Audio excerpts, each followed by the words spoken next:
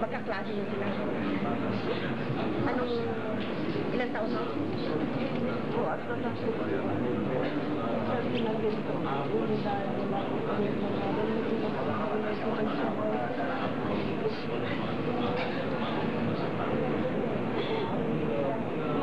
Have they been able to eat? Meron yung mga nakagayak naman dito, mga tinapay. Ay ano ninyo at nandito lang presidente, mabibilis na ngayon pagkilo siya. Kaya lang sa aatake lang po.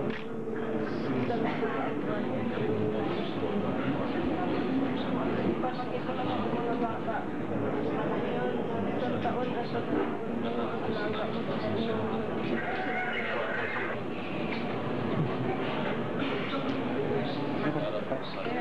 So they only limited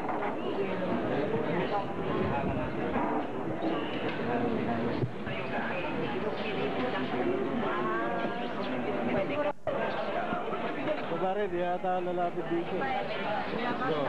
Awadi. Nilalapit din. Sino nag-report?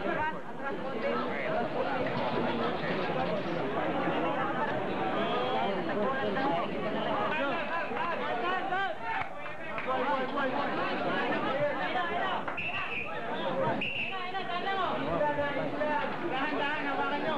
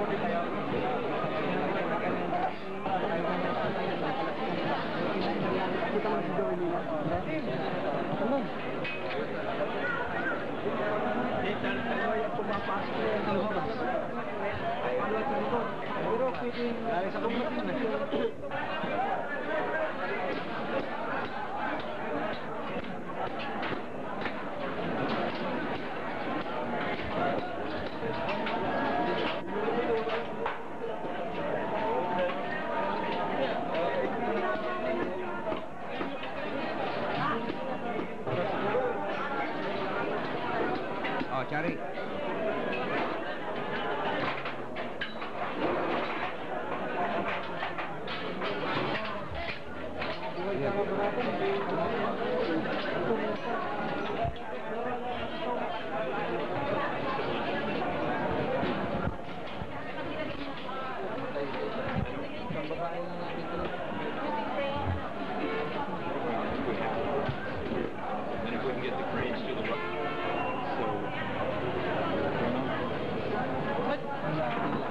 But Manny, do you think how long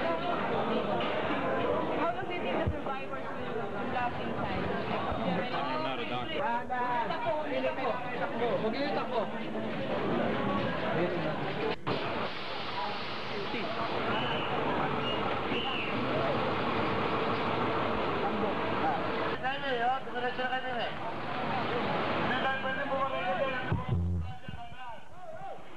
Wala silang komunikasyon, sira ang telepono, walang commercial planes na makapasok dahil sira ang airport, sira ang runway, kaya mga helicopters lang ang nakakapasok doon ngayon sa Baguio. Itong nakikita natin na ito, Ito ay Baguio na, no? Baguio na to. Oo. Makikita mo rin, ang Cannon Road, siguro 10 landslides ang nakita namin. At ang mga tao ay nakakalat na sa mga kalye, doon na sila nakatira sapagkat ang daming bahay po ang gumuho at ang daming natatakot na bumalik na sa kanilang bahay dahil sa mga aftershocks. Kahit hanggang kaninang umaga may nararamdaman pa kaming aftershock. This is Hotel Nevada. Hotel Nevada near in front of Camp John Hay. Camp John Hay. Makikita mo hindi lang bale 3/4 ang gumuho dyan sa Hotel Nevada. At kanina umaga kausap namin si General Aquias ng Cordillera Regional Command. Sabi niya may 20 people believed alive at yun ang sinusubukan nilang I-rescue. i-extricate mula dito. At yan pa rin ho ang Hotel Nevada. Nilibutan namin yan mga 3 beses. Yan ang una namin nakita at nashock ako sa nakita ko. Nangilabot ako. Sabi ko, ganito pala kagrabe dito sa Baguio. At marami pa yan. Marami pa hong... Ano din, nag-accordion din ng Hotel Nevada? Oo, sa bandang kaliwa. Yun mismo frontage ba? O sa likod? Mga 5 kotse ang napipi na nakaparada sa harap ng Hotel Nevada, mga bagong-bagong kotse. And aside from that, siguro ho, ang estimate nila, mga 300 katao ang nakabilet dyan nung mangyari yung lindol. Ito ho ang Hotel Terraces, Wow. Hyatt Terraces. Yes. Marami pong PAG4 employees ang pinapaniwalaang nasawi dito sa trahedyang yan. Kalahati ho ng Hyatt Terraces ang gumuho. Saan gawi? Sa likod? Right side ho, kung kayo'y nasa harap ng Hyatt Terraces, makikita nyo yung buong kanang bahagi ng Hyatt Terraces gumuho patungong John Hay sa likod nito. Parang... Doon sa hole number 6. Oo. Talagang naging terraces. Pero Kakiko, pag andyan ka, hindi ka makakatawa sa mga nangyayari.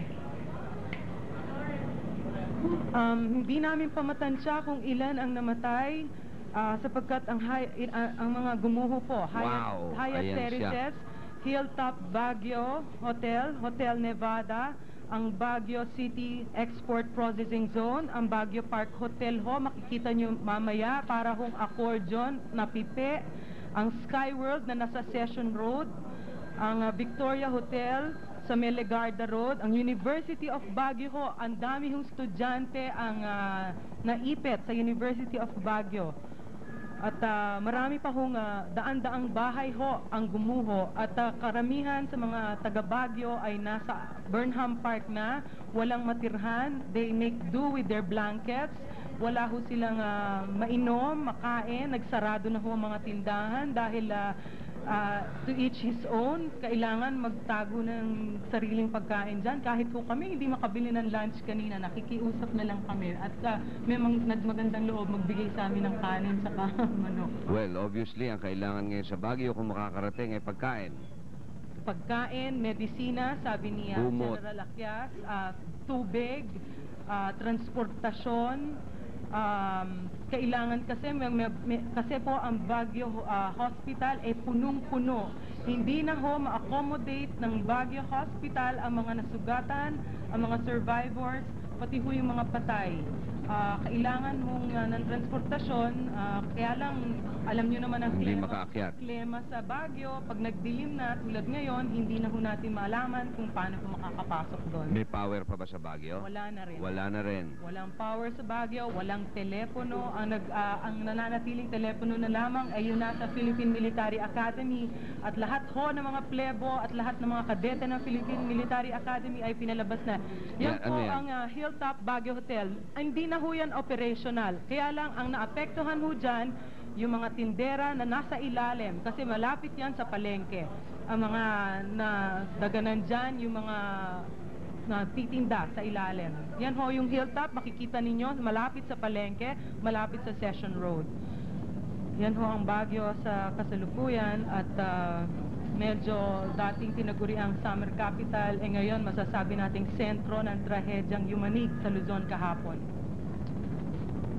Yan ang hindi natin nalalaman noong kahapon ay biglang nagkaroon nga ng lindol. Di akala natin, nagkakatawanan na tayo nung matapos na, hindi natin naiisip na ito pala ay napakalawak at napakalaki ng kanyang naging epekto. Ngayon pong nakikita na natin ang naging epekto nitong nakaraang lindol na ito. Mga kaibigan, siguro naman ay ating mga damdamin ay medyo matatamaan na, upang tayo po naman ay gumawa ng paraan upang matulungan itong mga kaibigan nating lalong-lalo na sa Cabanatuan at gayon din lalong-lalo sa Baguio. Ang Baguio po ay kailangan ng tulong Ano ito? Ano ito? Mga bahay na doon. Mga bahay Yung na yan. Sinasabi ko sa inyong gumuhong mga bahay. Mga bahay na yan. Oo, nag-landslide. Ang Cannon Road, mga 10 landslides ang makikita ninyo. Walang madaraanan. Kahit ang Nagilian at Marcos Highway. Kaya they're stuck in Baguio. Lalong-lalo ngayon kailangan po natin ang mga helicopters. Ang Loacan Airport ay hindi po magamit sapagkat nagkaroon ng sira ang tarmac at gayon din ang tower. Kaya siguro ang ating pong magagawa na lamang ay yung kanina pa ay sinasabi Ayan. natin ang mga helicopters na kailangan po ay kung pwedeng ma-donate ang kanilang mga serbisyo. Ngayon, nakikita natin kung ano ang itsura ng Baguio. Yan ang airport. Ito ang Oo, airport. Sira ang runway. May makikita kayong crack. Ayun. Hindi makalapag. May mga nag-attempt na ilang eroplano na lumapag kanina, ngunit wala Wow. silang communication at hindi rin nila alam kung Hindi anong kondisyon at dumaalis na lang ulit. Okay, dahil nga kung paano nga, dahil mayroon din daw damage yung tower, at ito nga damage ang runway, hindi natin masasabi na, hindi na talaga magagamit yan. At nakita nyo, meron na ring nagsilikas dyan sa airport, hoping that they could get a ride. Sa amin nga, merong sugatan, anak ni Captain Supnet, na nakikihitch, mag-isa lang siya. She's 12 years old, si Candy Supnet. At pinahintay nga namin, kasi kumukuha pa kaming footage, at inilikas na lang siya ng isang Air Force helicopter, dinala sa Viluna. In as much as we want to assist everybody, limited ho kasi kanina yung aming spasyo sa helicopter talaga. Wala kaming magagawa. Okay. So ito, nasa ground na kayo nito, no, ha?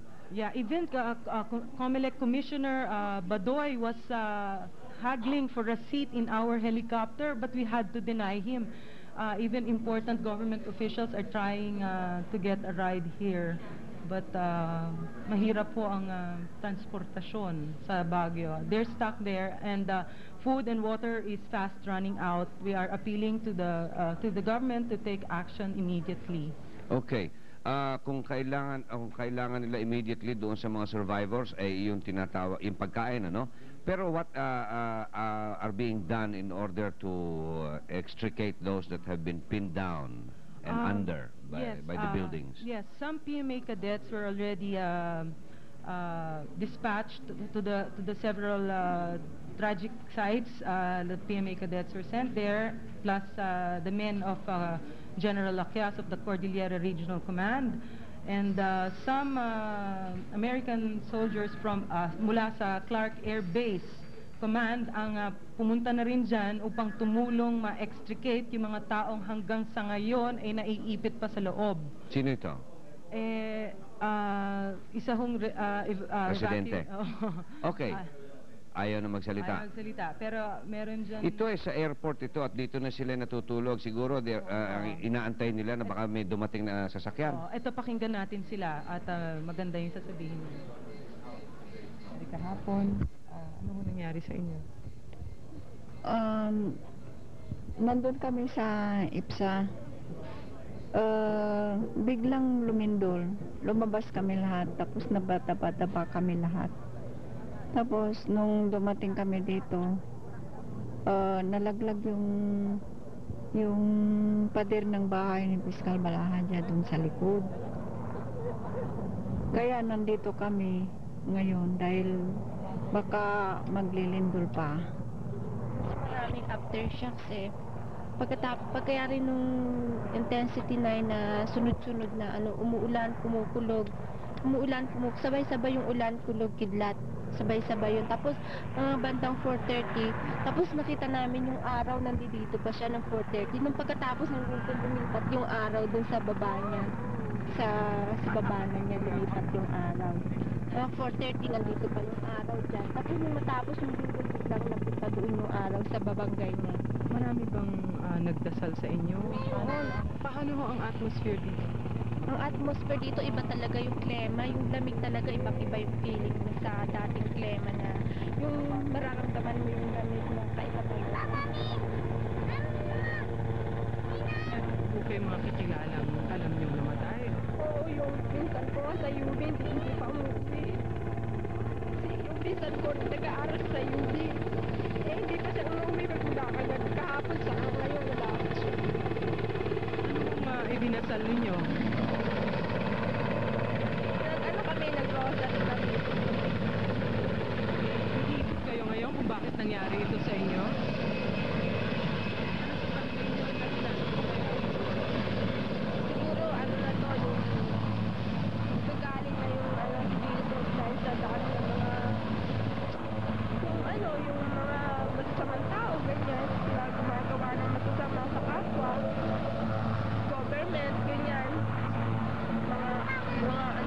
misunderstanding nito.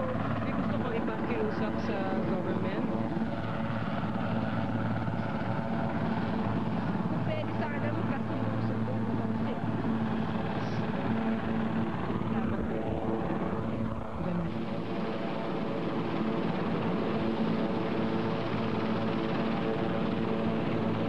Yan part of the rescue team at narinig niyo po yung sinabi ng babae.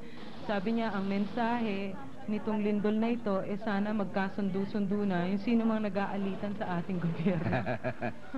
Siguro nga. At marami pa rin sinabi dyan sa akin na medyo nagiging materialistic na daw ang Baguio. Ayan po yung galing sa Clark Air Base Command at nagdi-dispatch sila ng mga rescue teams dito sa Baguio. Itong team na to, pumunta yan sa Baguio Export Processing Zone dahil mga 200 katao, factory workers, managers ang naipit doon. Nakakapangilabot nga dahil ito taga Manager of Arax Asia Philippines. The owner is a Hong Kong citizen, Mrs. Bai, a wife of Dr. Bai, a president of our company Arax Asia Philippines at the EPSA Baguio. Main building collapse. And Mrs. Bai, the wife of the president, Dr. Bai, confirmed dead.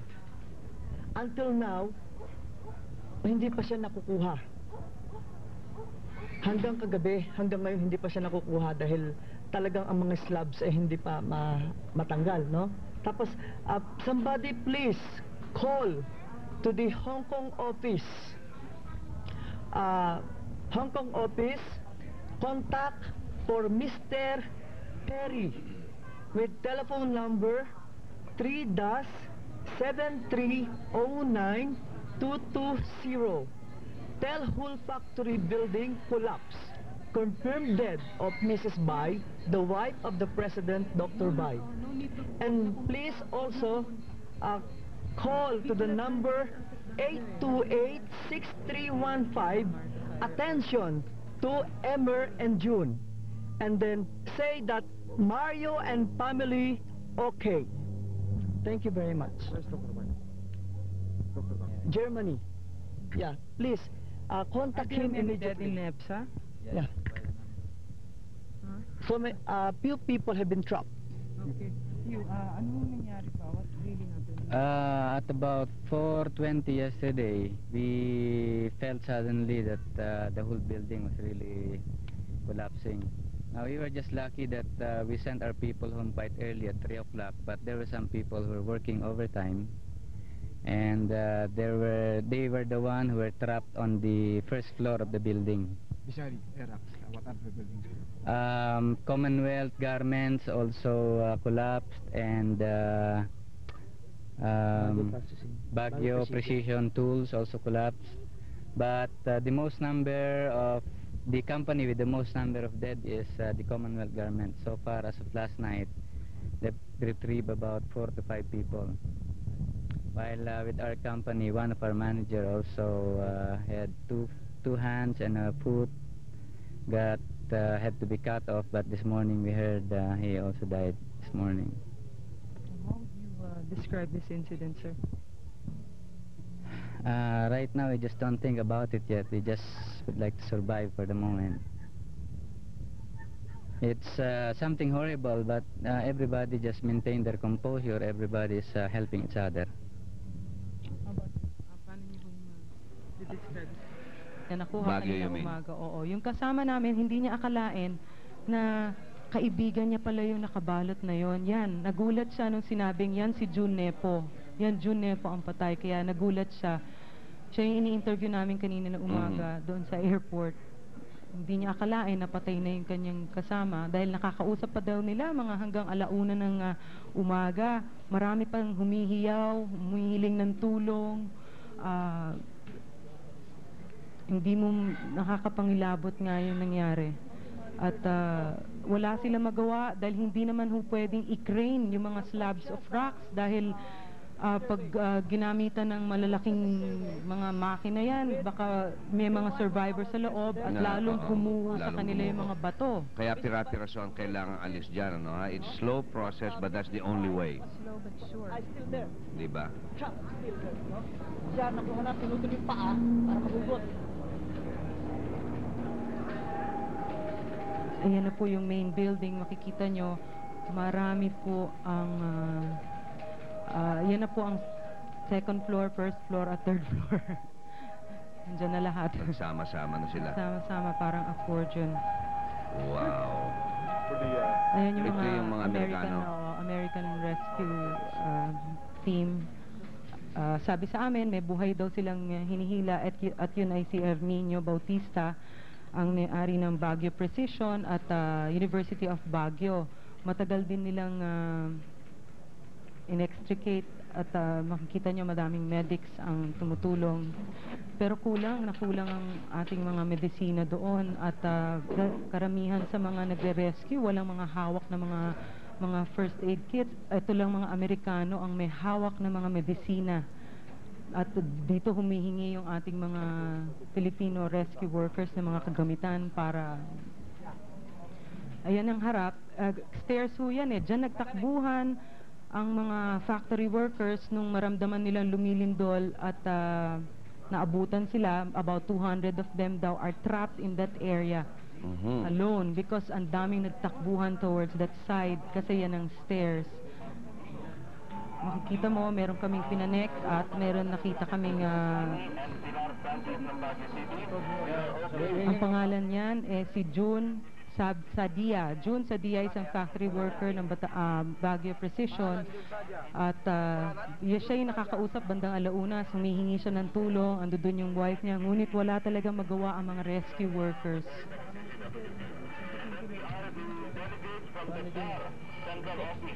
Ibig mo sabihin, ito eh medyo buhay pa nung makunan nyo? Oo, buhay pa. Nabuhay ba yan? Ay, hindi. Alauna yan, bandang alas 2, hindi na daw nagsasalita. Hindi nila mahila kasi pinned down yung katawan sa likod. Ito yung mga PMA plebs. Oo, yan ang mga PMA plebs, pinalabas sila lahat. Hindi, mga seniors na to. Seniors na? Oo.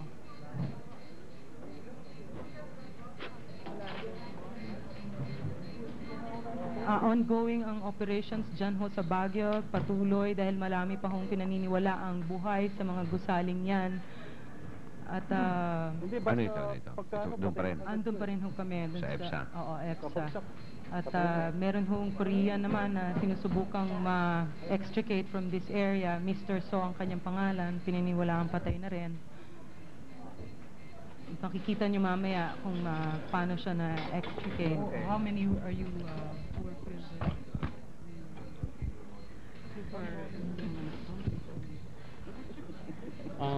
So this morning we were called by Lieutenant Senior Grade Fernando, and most of the cadet corps are being dinistribute kami sa lahat ng nagkaroon ng ganitong distraction. So dito sa EPSA, we are about 40 cadets. Then in Nevada and in Parkview Hotel, ganun din, 40 cadets So din. most of the cadets were fielded out? Yes, most of them. But some are also left there. Mga plebes nandoon. But yung mga nandito na yung mga upperclassmen.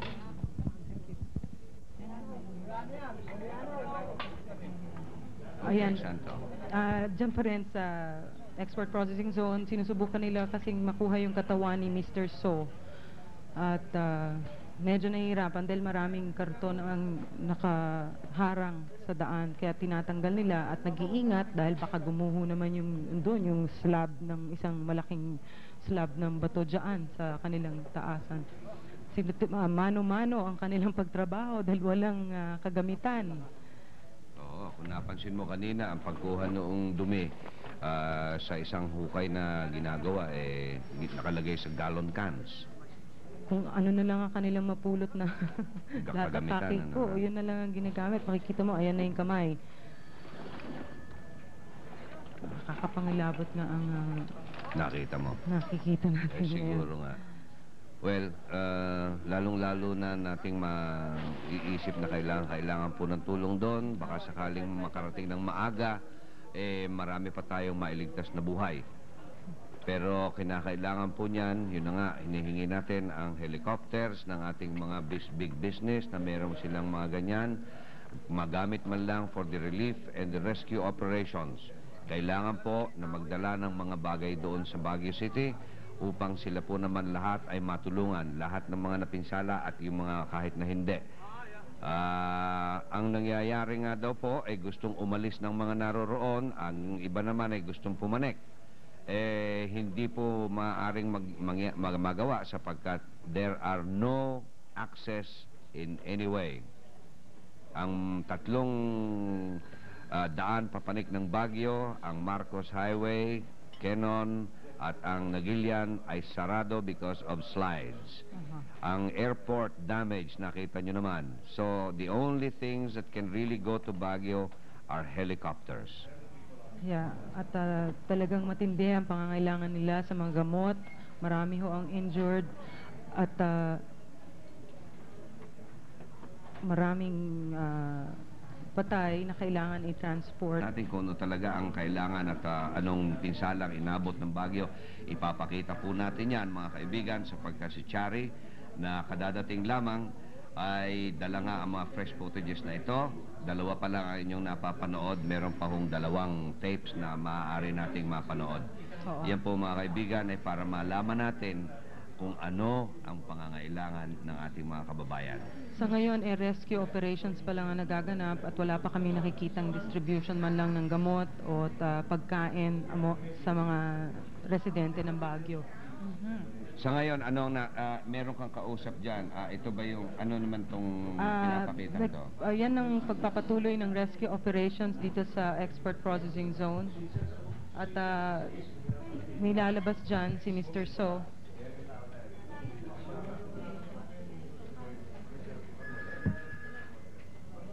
Ito pa rin yung rescue para kay Mr. So, pero medyo huli na, no? Oo, nakatsinelas lang siya nung makita siya dahil hindi nila akalaing mangyayari ito Hindi nila akalaing mangyayari ito. Pero nabanggit kanina nung isang kausap mo doon sa airport na pinauwi nila ang kanilang mga tauhan ng alas 3 ng hapon. Bakit? Parang hindi na nga, balang hindi rin paliwanag. Sabi niya, luckily, napauwi nilang alas 3 yung mga tao. I think yun talaga ang cut-off time for their work. Kaya lang may nag-overtime daw. Ayun. Kaya may mga naipit. Akala ko coincidental lang yon. Ay, hindi. Or Talagang may premonition siguro. Hindi. Maaga kasi mag-umpisa to, di ba? Bilang mga factory workers, may shifts yan. Biglang nangyari na nga ito.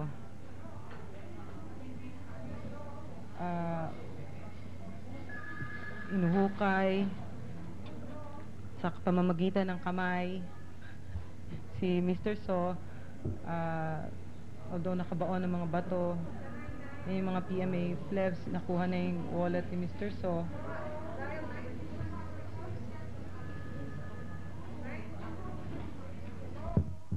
At yan po, yan yung nakakausap nung gabi, si June Sadia, isang factory worker ng Baguio Precision. At nakakaawa yung asawa na naghihintay sa tabi. Ayan, hindi niya akalain na patay na yung asawa niya.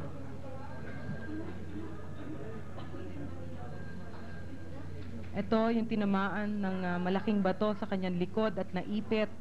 Naglast pa siya hanggang bandang alas 2 daw ng umaga. Ngunit nag-expire na dahil siguro sa kanyang mga internal injuries. Oo nga. Yung Ito ang mga pamilya na grieving over the loss of their family member.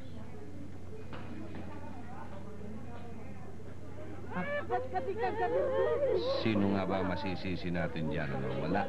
Wala. Makikita mo ang sinisisi niyan, asawa ni June, yung mga rescue workers dahil kagabi pa daw niya inaapela na tanggalin na doon dahil pumadoon yung kanyang asawa. Ngunit wala talaga magawa. Hindi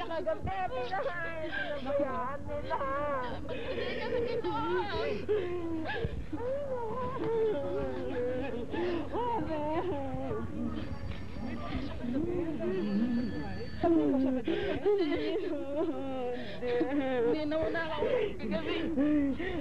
Mga kahingi pa raw ng tubig eh.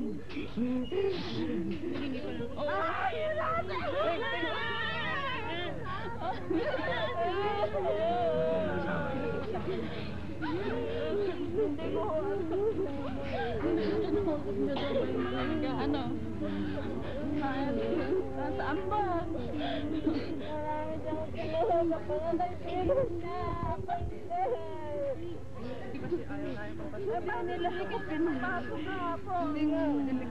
Hindi nila ako pinapunta doon.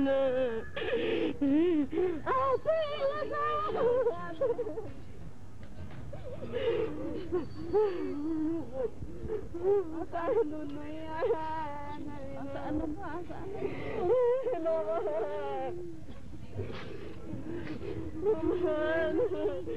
Paano natin, Kuya John? Paano natin yun? Asan na?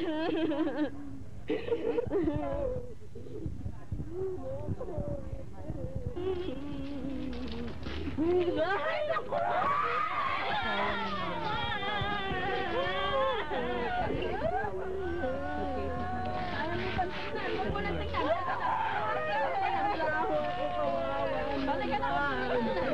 Yan nga yung asawa ng isang factory worker ng Baguio Precision na na-extricate na si June Sadia. Sinisisi niya yung mga rescue workers dahil nung gabi pa daw hanggang alas 2 ng umaga pinakikiusapan doon niya yung mga rescue workers na i-extricate na yung asawa niya. Ngunit walang magawa yung mga rescue workers dahil nakadagan yung mga malalaking bato sa likod ng asawa niya. Well, wala nga sila magagawa roon dahil unang-una na napakarami nilang sabay-sabay na kailangan harapin, ano. At siguro itong isang ito talagang wala silang magawa upang maalis doon sa ilalim.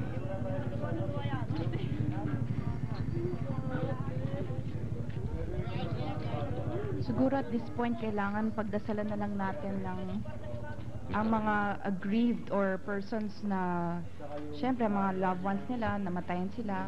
Wala naman tayong magagawa exactly, but to pray for them. Sa ngayon, hindi pa namin mabigay kung ilan talaga ang namatay. Ine-estimate lang ng military na umaabot ito sa 150 yung mga confirmed dead.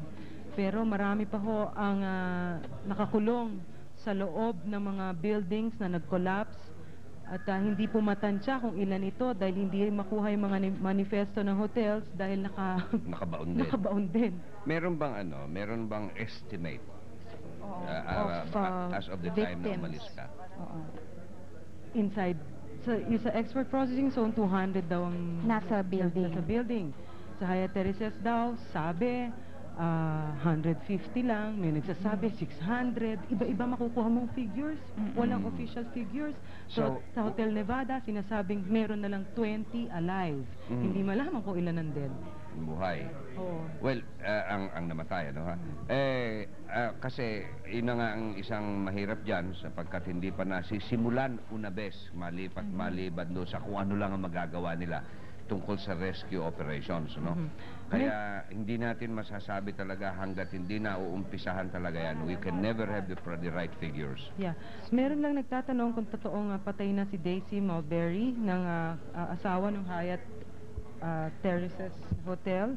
Si General Manager. General Manager. Siya'y patay na nung ma-extricate ho. Yan po. So, nakita mo yun nung na-extricate. Okay. At si Herminio Bautista naman po, ang may-ari ng University of Baguio at ang Baguio Precision ay buhay ho nung ma-extricate at yung paalang ho niya ang malubhang details. Yan nga ang pangangailangan natin sapagkat ang isolation po ng Baguio is almost total.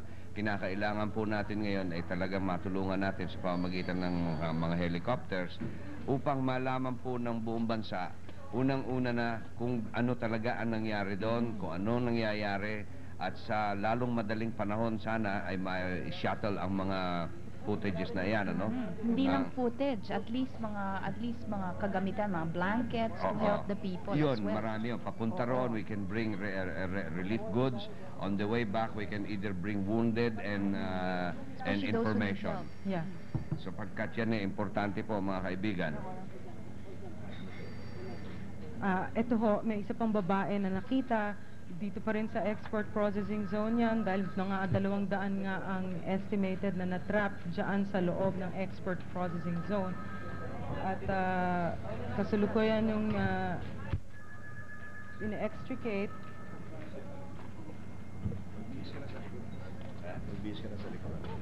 Patay na rin ho yan. Dahil matagal nang nabaon, overnight, walang air. At nung paalis kami, nakita namin may usok na nag-emit from that building. Sino to, Cherry? Is that Korean din.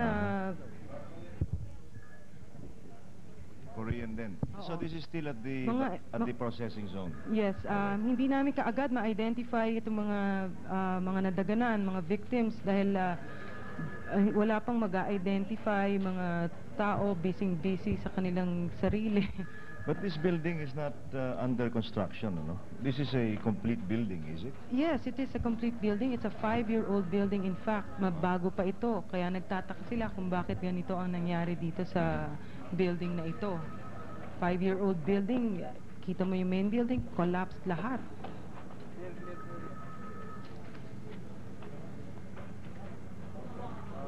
Dangerous din ho ang isinasagawang rescue operations dito dahil nag-iingat yung mga rescue workers na baka mabagsakan sila ng mga bato sa ulo.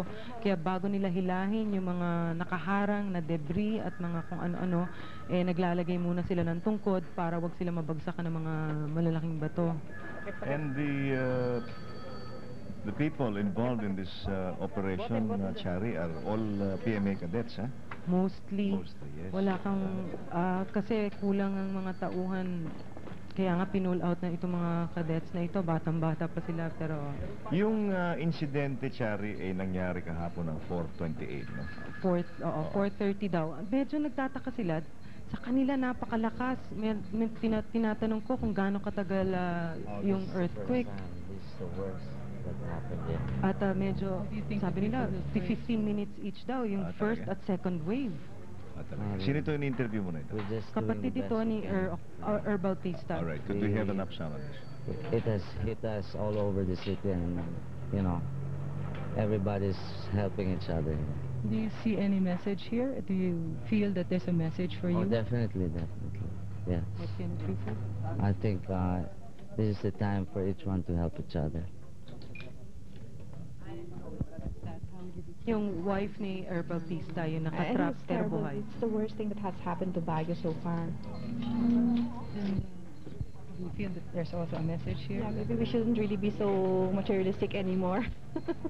Because in one moment, everything can be shattered and destroyed. Was Baguio becoming too materialistic? The whole Philippines or the whole world for that matter. Siya si, Yeah. siya si Leonisha Bautista, asawa nung isang ni Er Bautista Alam mo na yan si natrap R, kaibigan ko yan eh. Alam mo yung talaga mga, ba? alam mo yung mga Bautista, eskwela ko yan sa UP eh. Ah. Sila may-ari ng University of Baguio. di ba? At yung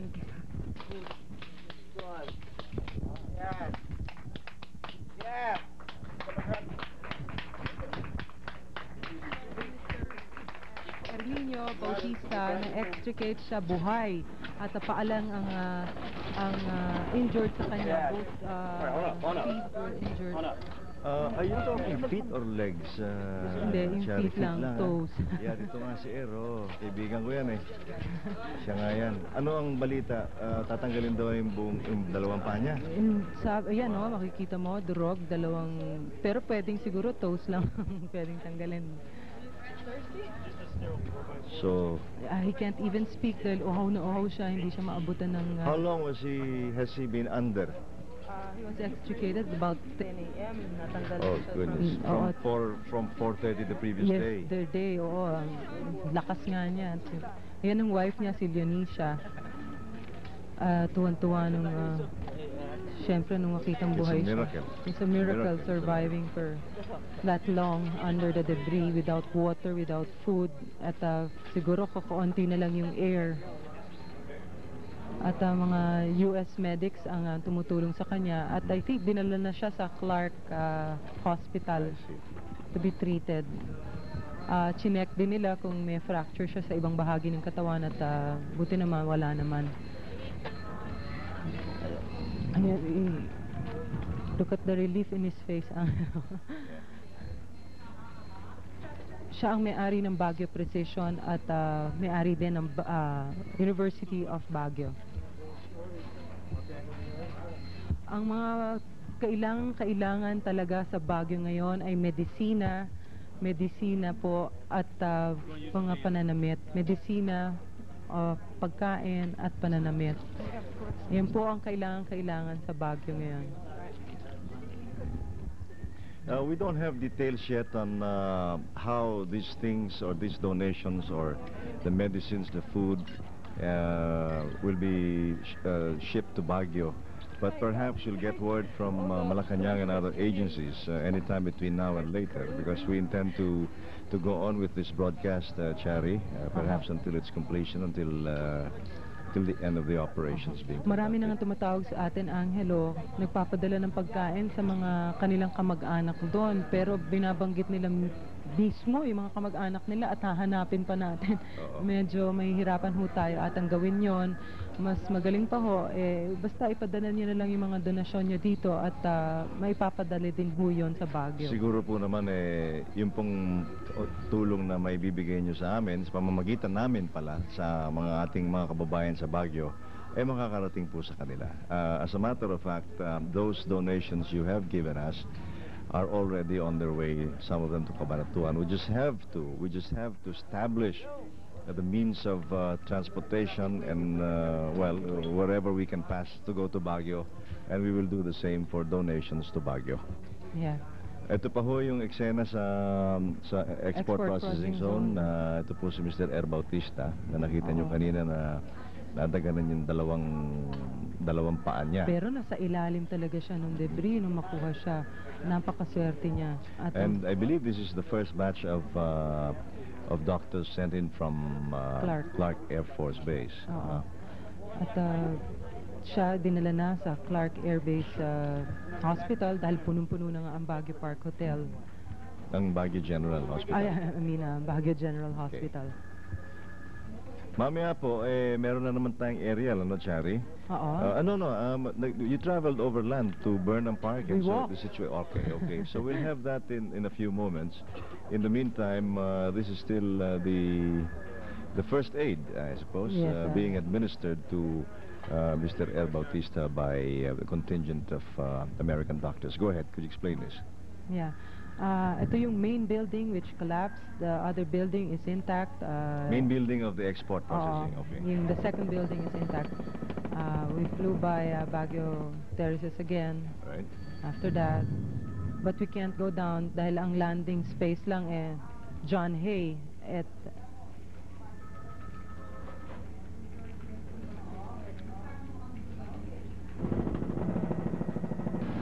At Kathy, ito ang footages na kinuha nila Boy at Boy, mas concerned ka rito and you're aware of this. Saan ba to? Yun ang magsaysayguro ba sa Tagupan area. Aha. Yan ang mga kalsadang kuwan, bumuka yung lupa, magkabilang yung side. Lumabas yung mga buhangin na kulay gray. Tapos kasabay na ng tubig. Ito, medyo nawala ang video dito. Yan. Okay. Ano ito? Where is it? It's still in the city? This is still in Dagupan? Yes, Dagupan niya. Ayan, Dagupan. Yan yung sa commercial area pa din ng Dagupan. Boy, totoo bang bumuka daw yung mga kali dyan? No? Bumuka at ika nga na-tilt or nag-sink ng about a meter ang mga... They say some buildings? 2 feet. 2 feet? Ayan. Ayan. Kita mo bumuka yata yung... Yung mga building sa gilid, sila ang lumubog ang kalsada, umangat sa mga bahay, mga building sa gilid, lumubog naman. Mga ilan, sa palagay mo, Boy, mga ilan buildings ang ika nga na apektuhan ng quake dyan? Halos lahat sa buong commercial place ng Dagupan City, halos lahat ng mga building dyan, lumubog. Ito ba nga Dagupan City, yung mga buildings dito, at saka yung mga residential houses, are these basically made of wood or cement or something? Halos sa ako na rin, yung ibang gilid, may mga wood, iba, mga concrete na. Saan galing yung tubig niyan? Excuse me, Cathy. Saan galing yung tubig niyan, boy? Yung pagbuka ng lupa, sabay labas ng tubig. The water came from inside. Yeah. Ilan ba ang iniulat ng mga nasawi dito sa Dagupan City? Siguro humigit kumulang sa mga 20. Pero wala naman talagang nag-collapse na building dito, no? Madami. Ayan, marami naman. Tingnan mo yan, Cathy. Oo. Medyo... Saan galing yung boy? Ano yun? Yan sa gasoline station, siguro yung tangke nila sa ilalim, umangat. Yan yung jeep na bumuka yung lupa. Bumuka yung truck na lumubog yung mga sasakyan. At saka yung mga posts, electric posts, and some buildings are tilted on both sides. Minsan yung they tend to go to the middle. Doon naman sa pagbuka ng lupa, wala namang iniulat na tao na nahulog doon. Boy? Wala naman na ano. How's the relief effort? I mean, helping them in Dagupan. How is it ongoing now? Is it strong? Are there a lot of people there that's helping in Dagupan? Yeah, as a matter of fact, Johnny, Look at this building here. Yeah. I mean, Talagang nag-tilt, ano? At hindi natin anong building yung boy? Apartel o ano ba yan? Yung baba niyang hidahan, tapos residential na itaas. Anyway, ito yung mga buildings na affected, no? Sa Dagupan itself, no? It's Luzon Colleges, Perez Boulevard, Dagupan Bridge, hindi pa natin Magsaysay Bridge yun, Magsaysay. Magsaysay Bridge. Rizal Street, Fernandez Avenue, United Methodist Church, Eleanor, Dairit. Ito yung mga evacuees, no? Si Danny De Vera. Ano itong water rations? Water rations? Yan yata yung ano, Tsaka the problem siguro sa, not only in Dagupan. That's the bridge, oh? Yeah. Magsaysay Bridge. You know, I was supposed to ask, how are the roads going to Dagupan? Palagay ko, hindi muna makakaabot dyan. Well, the roads are definitely destroyed. Some of them are destroyed, no? Pero ang nagpa-isolate sa kanila are the bridges itself. Most major bridges leading to Luzon have been cut off or damaged, no? Some were as the DPWH personnel say na they settled, meaning to say it lowered for about 2 to 3 feet, no? So yung mga other bridges na minention ni Undersecretary Teddy Encarnacion yesterday was one is Carmen Bridge, just ito papunta ng Pangasinan. Kumusta naman ang supply ng elektrisidad at tubig dito sa lugar na ito ng Dagupan? Boy, mukhang pinutol yata yan. Ang elektrisidad, wala silang elektrisidad sa ngayon. As of hanggang sa kasalukuyan po? Okay. Ang tubig ho? Ang tubig, meron sila isang lugar na kinukunan ng tubig, ginagamitan lang ng generator para makakuha ng tubig. Ito talagang nakaangat yung pavement, no? Lumubog talaga, look at that. Hindi lang yata 2 feet yung boy, may 2 feet ba yan o more? Mahigit. Have you talked to some of the residents of Dagupan City? Meron na po. Meron ho tayo. Ano naman ang feedback nila, boy? Ay, medyo nangyayaring linggo na yung oras na yun. Ang akala rin nila katapusan na ng mundo, kaya sila nagdasal na lang kung ano mangyayari sa kanila. Ito ang footages na to, kailan ho ito nakunan? Kahapon. At meron pa ho bang mga nafe-feel na mga aftershocks? Kahapon meron pa silang na-feel na kung siguro mga 4 ganun meron. Excuse me, I have an urgent report now. Dr. Narciso from the Red Cross calling for donations of blood. This is very important. The Philippine Blood Coordinating Council set up a blood donation drive at Green Meadows Church. Donors, please proceed to Green Meadows Avenue at 1 p.m. today. There is an urgent need for blood. The phone number, if you want to call that up, is 631-1509. Dr. Narciso. So we also need blood. And we have some updates here as we're looking at the Dagupan. I'm sorry, but some important also announcements calling the attention of Meralco here in the metropolitan area. There is an electrical cable problem. Suspended ang klase. Siguro sa palagay ko kahit nandito sa Metro Manila. Oo, suspended. Meron na bang mga relief goods na dumating? Kumusta mo ang Meron na, may dumating na. Si Secretary Orbos din natin nagpadala. Meron ho bang mga top government officials na nagpunta na ho dito upang kumustahin ang kalagayan ng ating mga kababayan dyan sa lugar na yan? Ako nung dumating dyan, si Secretary Orbos, sumunod si Secretary Ramos. I see. Okay, Windows joins PTV4 and the rest of the media in calling to all citizens to extend assistance. Okay lang, so far, yung ibang portions ng road, going to Cabanatuan City itself, medyo sira-sira ng konti. This is the front looking at the damaged building, no? Actually, the building is situated at the back of another building. At yung entrance and exit point ng building na yon ay napakahirap, no? Parang iskinita. Okay, ito na yung building na itself, no? Our cameraman Gilbert Gifaya and Mike Marasigan were able, yan. Parang accordion, sabi nga ni Governor Dick Gordon, yung mayor na Olongapo, who was there, supervising the... What are those? Those are the floors? Those are the floors.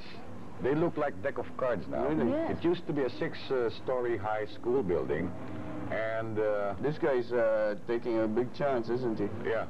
How many bodies have been propped up recovered? the, what do you call this, the slabs, at medyo nahihirapan sila. They really, what they really need there are imported cutters, no? Cement cutters and steel cutters. That's the problem.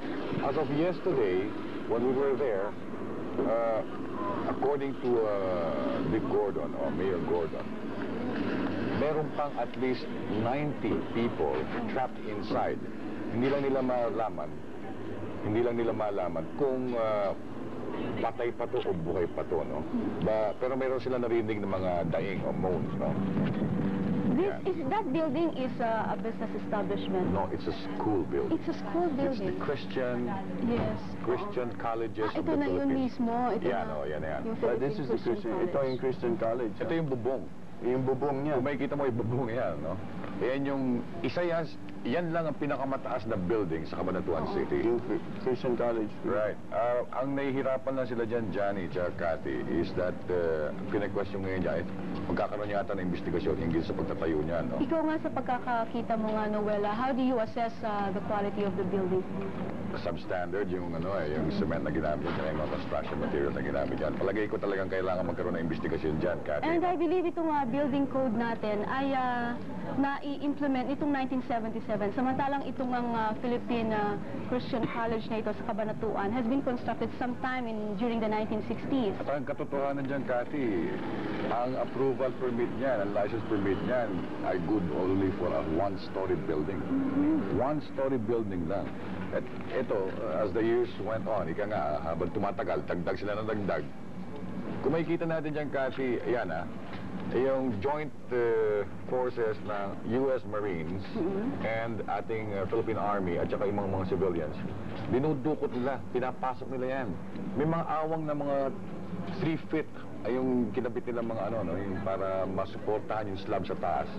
At nagpapadala sila ng tubig dun sa loob, dun sa mga iba pang survivors.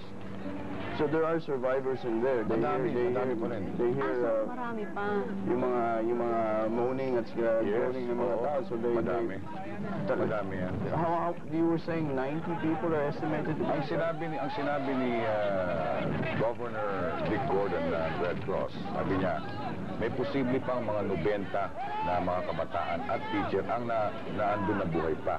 Posible. Pero sa nangyari kahapon, bago kami umuwi, inabot kami ng malakas na ulan. Palagay ko, may hirapan na. That's yesterday afternoon, there were heavy rains here in the metropolitan area. Was it the same way in the north? Mas malakas sa north. Dahil nung umalis kami roon, mga bandang 6, magsa 7 o'clock na, sinalubong kami ng malakas na ulan. That must have really hampered talagang nakapag-antala yan sa relief operations o retrieval operations na ginagawa ng ating mga kaibigan. But just the same, tuloy-tuloy ba ito? Tuloy-tuloy yan, Cathy. 24 hours yan, walang tigil yan. Ang hinihintay lang nila ay konting suporta pa, no? Mga ekwipo na sophisticated. Yan, gamit na ng US Marines yan, no? Yung ladder. Tatawid sila ron para lang makuha yung katawan ng biktima. Were they able to pull out anybody already? Or, Madami na, Johnny. Madami na. Alam mo, meron tayong narinig na reports na meron daw mga bata at mga teachers na sumisigaw pa daw na kahit putulin na yung paa nila, mailabas lamang sila. Totoo yun, Cathy. Kung naandun ka nga mismo, maawa ka rin sa sitwasyon dahil hindi mo akalain na meron pang mabubuhay doon sa building na yon. Dahil parang accordion Baga sa musical instrument pinipimong ganun. If you recall yung Ruby Tower, yeah, okay, halos ganyan yan. Pero yung earthquake ng Ruby Tower nangyari, it was a weaker earthquake than what hit us now, no? Oo, weaker yun. Weaker yun. Yung problema sa Ruby Tower, yung mismong building. Right. Masama yung building. At saka ito yatang earthquake na ito ay mas tumagal. Oo, mas matagal ito. Yung main shock was, it lasted for about 45 seconds. Tapos yung mga Ang aftershock. totoo niya, yung Cabanatuan City ang epicenter. Kaya mas matindi. Ang nakakapagtaka nga dyan, sa lahat ng buildings na nag-collapse sa Cabanatuan City, ito lang ang pinakagrabe. Yan lang ang recorded na nag-collapse. Yung iba nag-tilt, iba nasira ng konti, no? Yan. Lahat na ng klaseng equipo ginagamit, lahat ng chains, lahat. Ano tong chain na ito? Inaangat nila yan Oo. Pang-angat to sa mga Pang-angat sa mga slabs. Sa mga slabs, para madukot yung mga katawan. Yan, ang dami mga bata dyan. Ito mga ito ay siguradong mga... Wala na yan, Cathy. Talaga, kaya nga, patay na yan. Yun, yung may ribbon doon, basta may ribbon na puti, patay yan. Kumusta naman ang elektrisidad dyan, ang supply ng electricity? Wala pa rin As of yesterday, medyo na-cut off ang elektrisidad. Yesterday afternoon. Pero nung pag-alis namin, we gathered na naibalik na, pansamantala. There's Mayor Gordon. That's Mayor Gordon. Pakinggan natin itong interview. Mayor, it seems na kayo ho ang ano ho nangyari? Hindi ako namamahala dito. Tumulong lang kami dito, tinawagan kami. And as governor of the Red Cross, tumakbo kami dito. Sinama ko yung mga tao ko sa engineering department at saka yung mga volunteer namin. We had about 50 people come up here. We were in about 6 vehicles with 2 trucks. Tapos dala-dala namin yung cement cutter. We brought equipment, no? At saka mga gamot, at saka pagkain, at saka mga yung mga bareta, mga gamit, no, na panghukay. At malaking bagay darating namin dito. At na-request ko rin sa US Navy na magpadala ng mga tao dito. Nagpadala naman kagad. At alam mo, I know you're very tired, Mayor. Ano ho ba ang latest natin? Ilan pa ho ang naandiyan na pwede pa hong masalba o ilan na ang patay? Well, maraming patay sa loob. But every hour nakakakita kami ng buhay. For example, we have one guy here who's still alive, and then we just discovered there's another guy in the back still alive. Ang sabi sa akin ni Director, dito sa yung dean ng eskwela, there are about 90 people who are inside. So you could have anything between 80 to 90 people dead. Okay, what are the chances that they could be retrieved today or maybe tomorrow? We'll do it. These people are going to work overnight until we retrieve all the bodies here, dead or alive. Ano pa ho ang mga kailangan natin dito, Mayor? Nandito na ho ang mga Marines, ang kanilang mga helicopters, lahat na equipo nila. Aside from that, ano pa ho? Well, kailangan natin yung mga concrete cutter, yun ang pinaka-importante. Yung portable concrete cutter, yun ang lalagari na semento. Yun ang kailangan. Sapagkat meron kaming sledgehammer or jackhammer, andito na lahat ng equipment, pero medyo matigas yung semento, kaya kailangan background mo ng konti ng outline ng mga sledgehammer. Katulad ng isang bata rito, si Florencio, ang kanyang pangalan, I will not mention the family name, but the Florencio is still there. He's very weak. He's on IV right now, nabutas na yung kwan, pero he's fighting. He's fighting, and we're trying to sledgehammer our way through. What part of the building is he in? 3rd, 2nd, 4th, or 5th floor? It's hard to say. Parang accordion na ito eh. If you go up dito sa banda rito, yung 201, yung sinasabi ng 201, 202, 203, 204, sabi na sa akin ng din. Inakit ko kaya, nagulat ako, nagitla ako eh. Talagang ang dami-dami, dikit-dikit ang patay at kung ano ng shapes. Talagang napisil na lamang. But we're still hoping that there will be still be people who we can get out alive. And everybody's rushing. Everybody's trying to buy time and get these people out alive. I noticed also one thing, Mayor, that yung malalaking mga traktora natin which could pull out all these big slabs, hindi makapasok. Well, hindi magagalaw because parang accordion eh. House of cards eh. Pag ginalaw mo yan, gusto sana namin gabayin yun, natatakot sila yung mga engineers dito. Sabi nga, pag ginalaw yan, baka kumulaps ng tuloy-tuloy yan. So it's very difficult. It's very difficult to move. Okay. Good luck, man. Thank you, and put the word out on SOS. I understand Baguio is still very difficult.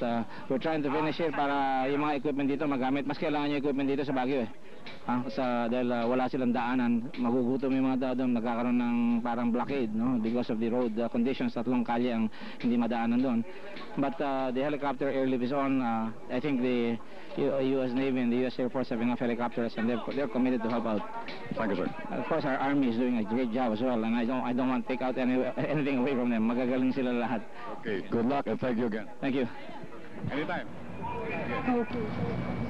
Yan ang lugar na ng kuwan. Sa may public market na ng Dagupan. Yung kaya yung mga kuwan hindi yung putik na kuwan yan Ano ba yan? Saan galing yung putik na yan? Oo nga, parang putik. Yung lumabas dun sa ilalim. Nung bumuka yung kalye. Bumuka yung kalye. Bumuka ba yung gitna na yon? Sa magkabilang gilid. Masasabi mo, boy, na talagang wasak na wasak ang kalye sa kapaligiran ng Dagupan. Kita mo yung mga poste na yung mga poste Yung na gilid na wasak. Pero yung gitna. Yung main thoroughfare, wasak na yan. Yung ibang lugar. So, madadaanan pa, hindi na. Pwede madaanan ng konti. Madadaanan ng konti, yung gitna. Pero yung delikado sa bandang gilid. Ano ito, boy? Ito yung palengke. Ito na yung palengke nila. Commercial area pa rin ito. Commercial area pa. Paikot yan yung lugar na yan. Napakaliit ng Dagupan pero inabot pa rin ng matindi. Maliban din sa Dagupan yung mga nearby municipalities, mga sitio, wasak din. May mga sira sa paligid nila. Okay. Would you know, Noel, kung itong Dagupan City kasama ito dun sa fault line dito sa Pilipinas? I suppose so, Cathy, dahil nga sa nangyari dyan, itong isa sa mga provinces na kinonsider at binigyan ng atensyon ng Presidente na one of the calamity areas, as well as Baguio, Cabanatuan, and the rest. Nakita natin yung simbahan kumusta ho yung lagay ng simbahan doon, Mang Boy? Ay, yung simbahan na yun, wasak yung harapan, bumagsak yung harapan na yung simbahan. Ano ito, boy? Ito yung papuntang Manila o ano? Hindi, papuntang Lingayen. Ito, bulwagang panlunsod ng Dagupan. Hindi naman na ano yan. Hindi naman, dahil mababa, tsaka maganda yung lugar nila. Yung mga government buildings hindi naman na... Hindi naman na pinsala ng gusto. Okay. Ano ito? Interview? Interview yung isang... Pakinggan natin. Pakinggan natin. Kaninang umaga pa, ay hindi kagabi pa ho.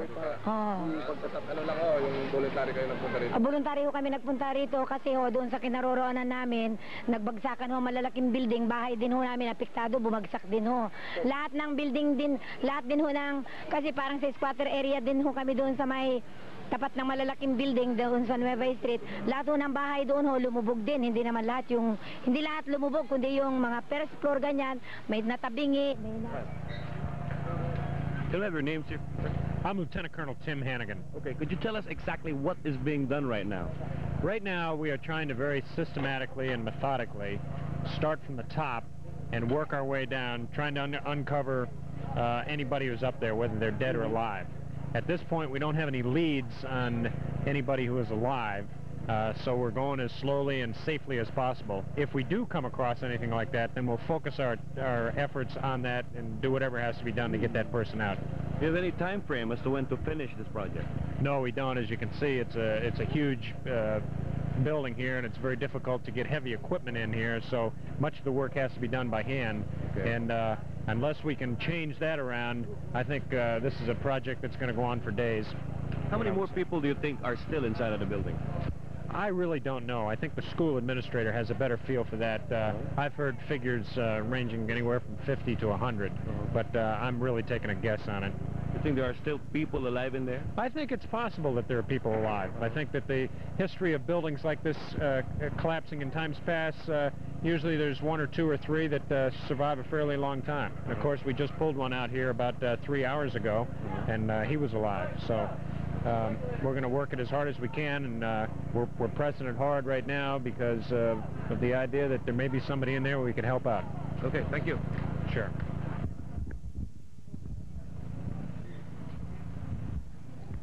Ito naman, kaki ko ang Philippine Christian University at kagabi sa pag-usap ko kay Cesar ay nasabi niyang 5 katawan ang nakuha ron, Isa lang ang isa buhay. lang ang buhay. Pero nakwento nyo kanina, Kakiko, yung Ruby Towers noon, marami pang nabuhay. Well, may isang case noon na sa Ruby Tower na dalawang magkapatid na after several days, no?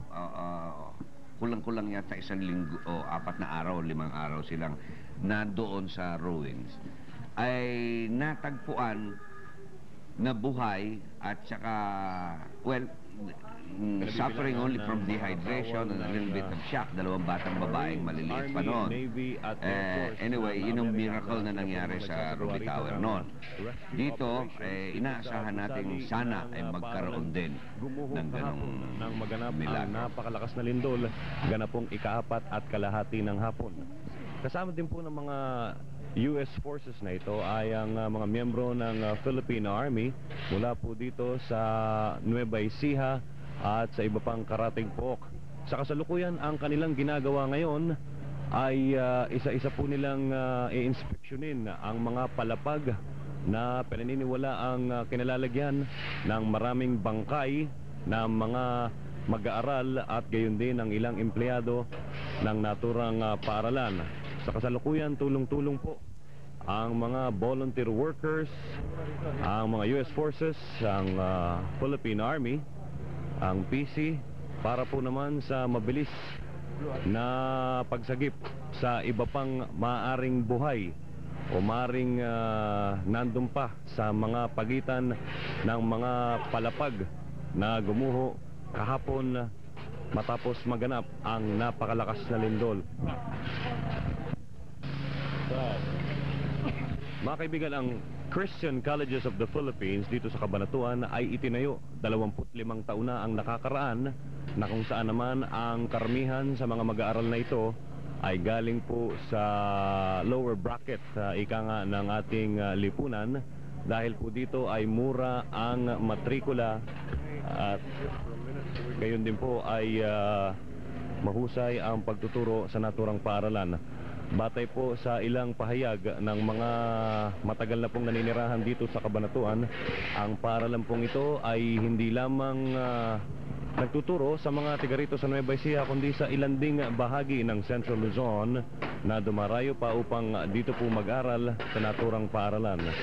Kung inyo pong magugunita, mga kaibigan, ang lindol po ay naganap kahapon na siya rin pong puminsala sa napakaraming gusali, hindi lamang dito sa Cabanatuan kundi pati na sa Baguio City. Sa kasalukuyan, patuloy pa rin po ang mga puwersa ng US forces sa pagsagip sa ilang pa nating mga kababayan, karamihan ay kabataan at mga mag-aaral na nandito po, maaring nandito pa rin po, buhay sa pagitan ng mga palapag na gumuho kahapon ng hapon matapos ang lindol.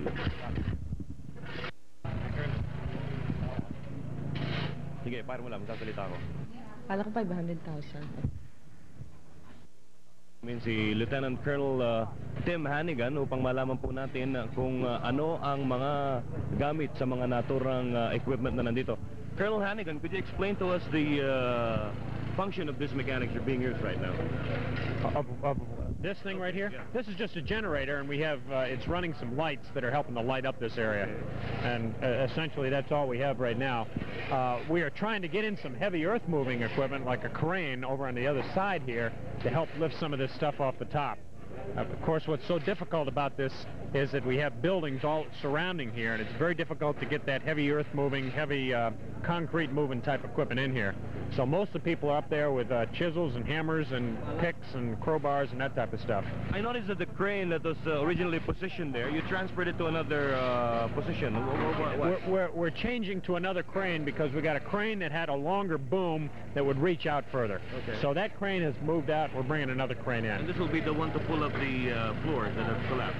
Well, as best as possible, we're going to try to cut out pieces and have the crane pull it out. Cut out more pieces of concrete and have the crane pull that stuff out. Okay, thank you. Okay.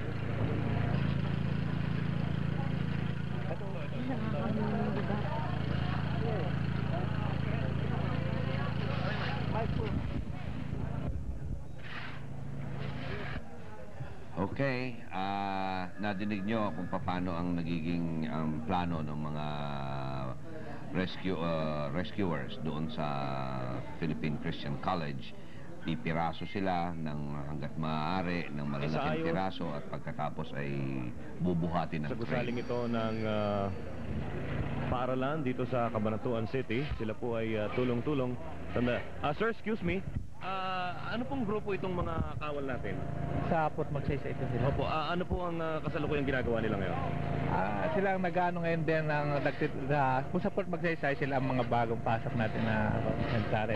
Then they are helping us here to evacuate and to help some to give some manpower. Okay. Thank you, sir. Yan po mga kaibigan, si Major Dandan, ang opisyal na in charge po sa mga kawal mula sa Fort Magsaysay na tumutulong sa ating mga naging biktima sa mga mag-aaral dito sa naturang paaralan. Back. Nakikita natin, Kakiko, na may medyo inyong nasasaksihan. kailangan talagang Mga kaibigan ay Teka, may annotation itong ating kuha na ito, isang video na ito. semento o malalaking, ito po ay pader. Hindi po, ito po ay palapag. Maaaring ito ang second floor. Ang second floor na siya po namang unang gumuho dito sa unang palapag. Ito po ay ang sahig ng second floor na napakakapal po ng sementong ginamit dito. Pati na rin po ang mga naglalaki ang bakal na nasa loob ng naturang semento. Ito po ay dapat nilang gawin upang mapabilis po ang pag-angat mamaya ng crane na siya pong mag-aangat sa mga palapag na sabay-sabay pong gumuho, sabay-sabay po itong bumagsak at yun nga ay naging biktima naman ang maraming estudyante. Ito po ay ang tinatawag nilang pagbiyak sa naturang semento.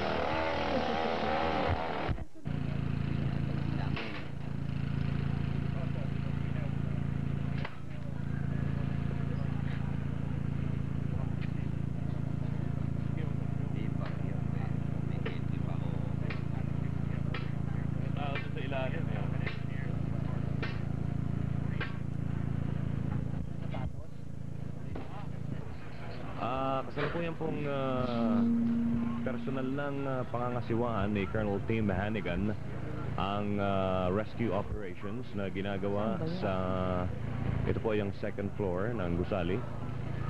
Kasalukuyan pong binibigyan niya ng briefing ang mga tauhan na nagsasagawa po ng rescue operations sa second floor. Pansamantala pong tumigil ang pagbiyak sa first floor ng gusaling ito.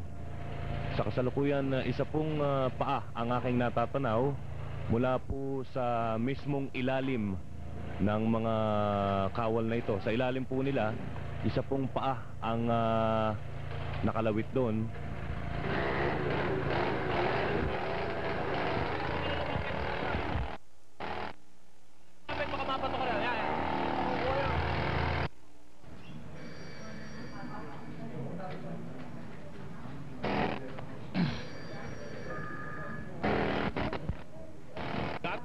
Naririnig natin yung grill, Kakiko, na... Jackhammer ba yun? Jackhammer. Ang mismo magawa niyan, isa pong paa ang nakalawit at sa akin pakiwari ito po ay paa ng isang babae na maaari pong nadaganan nito. Hindi lamang ng flooring, kung hindi ng poste na sa unang palapag. Sa gawing kanan po ng paa ay meron po namang kamay na nakalawit din at ang mga ito ay meron ng tali na maaring ito po ay pinilit na o sinubukan ng hilahin kahapon pa.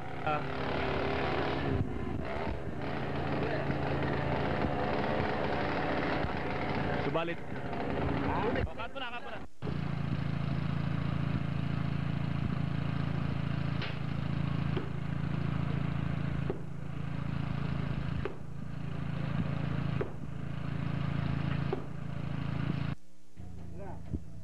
Salukuyan mga kaibigan, isang opisyal ang umakyat sa unang palapag kung saan po isang katawan, isang bangkay ang kanilang natagpuan sa ilalim po nitong mga bakal na ito na inyong nakikita sa ngayon. At sila po'y binibigyan ng instructions ng kanilang opisyal kung ano po ang maaari nilang gawin upang mabilis pong maialis ang bangkay na kasalukuyan ngayong nakaipit sa mga palapag na bumagsak dito sa first floor ng paaralang ito.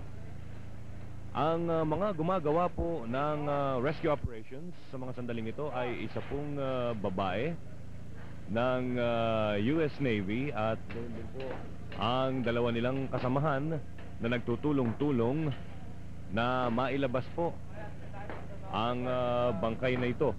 At ngayon po ay iniaakyat ang stretcher na maaaring paglagyan ng bangkay na sa ilang sandali po ay ating malalaman kung ito po ay babae o lalaki.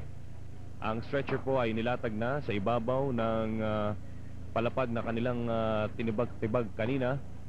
At ito po ay upang magkaroon ng espasyo na mapapaglagyan ng stretcher. At gayon din po ang mga gamit na kakailanganin para maibaba ang bangkay na ito. Inilalatag na po ang kulay berdeng bag na paglalagyan ng bangkay. At ito po ay maingat nilang isinasagawa sa kasalukuyan sa pamamagitan po ng tulong-tulong na pwersa itong mga US Forces na nanggaling pa sa Subic at Clark Air Base.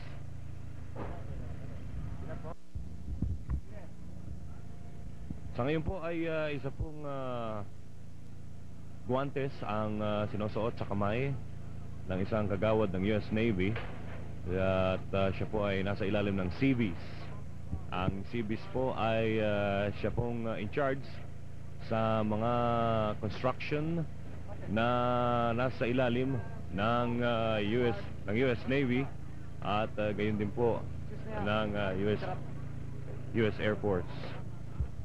Maaring sa mga sandaling ito ay ilalabas na nila ang bangkay na kanilang nakita sa pagitan ng mga palapag na ito.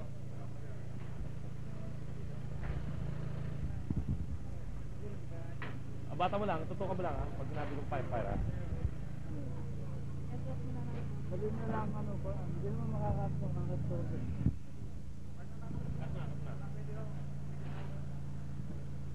Pero ano naman ang ganito? Namimili na nga kayo kung alin tabi ang gusto niyong kunin. Ito o ito. Alek, kung ikaw man ang cameraman, good job po. Ano mapupunta mo? Iba yung nasa center may gagawin. Bahala. Cut.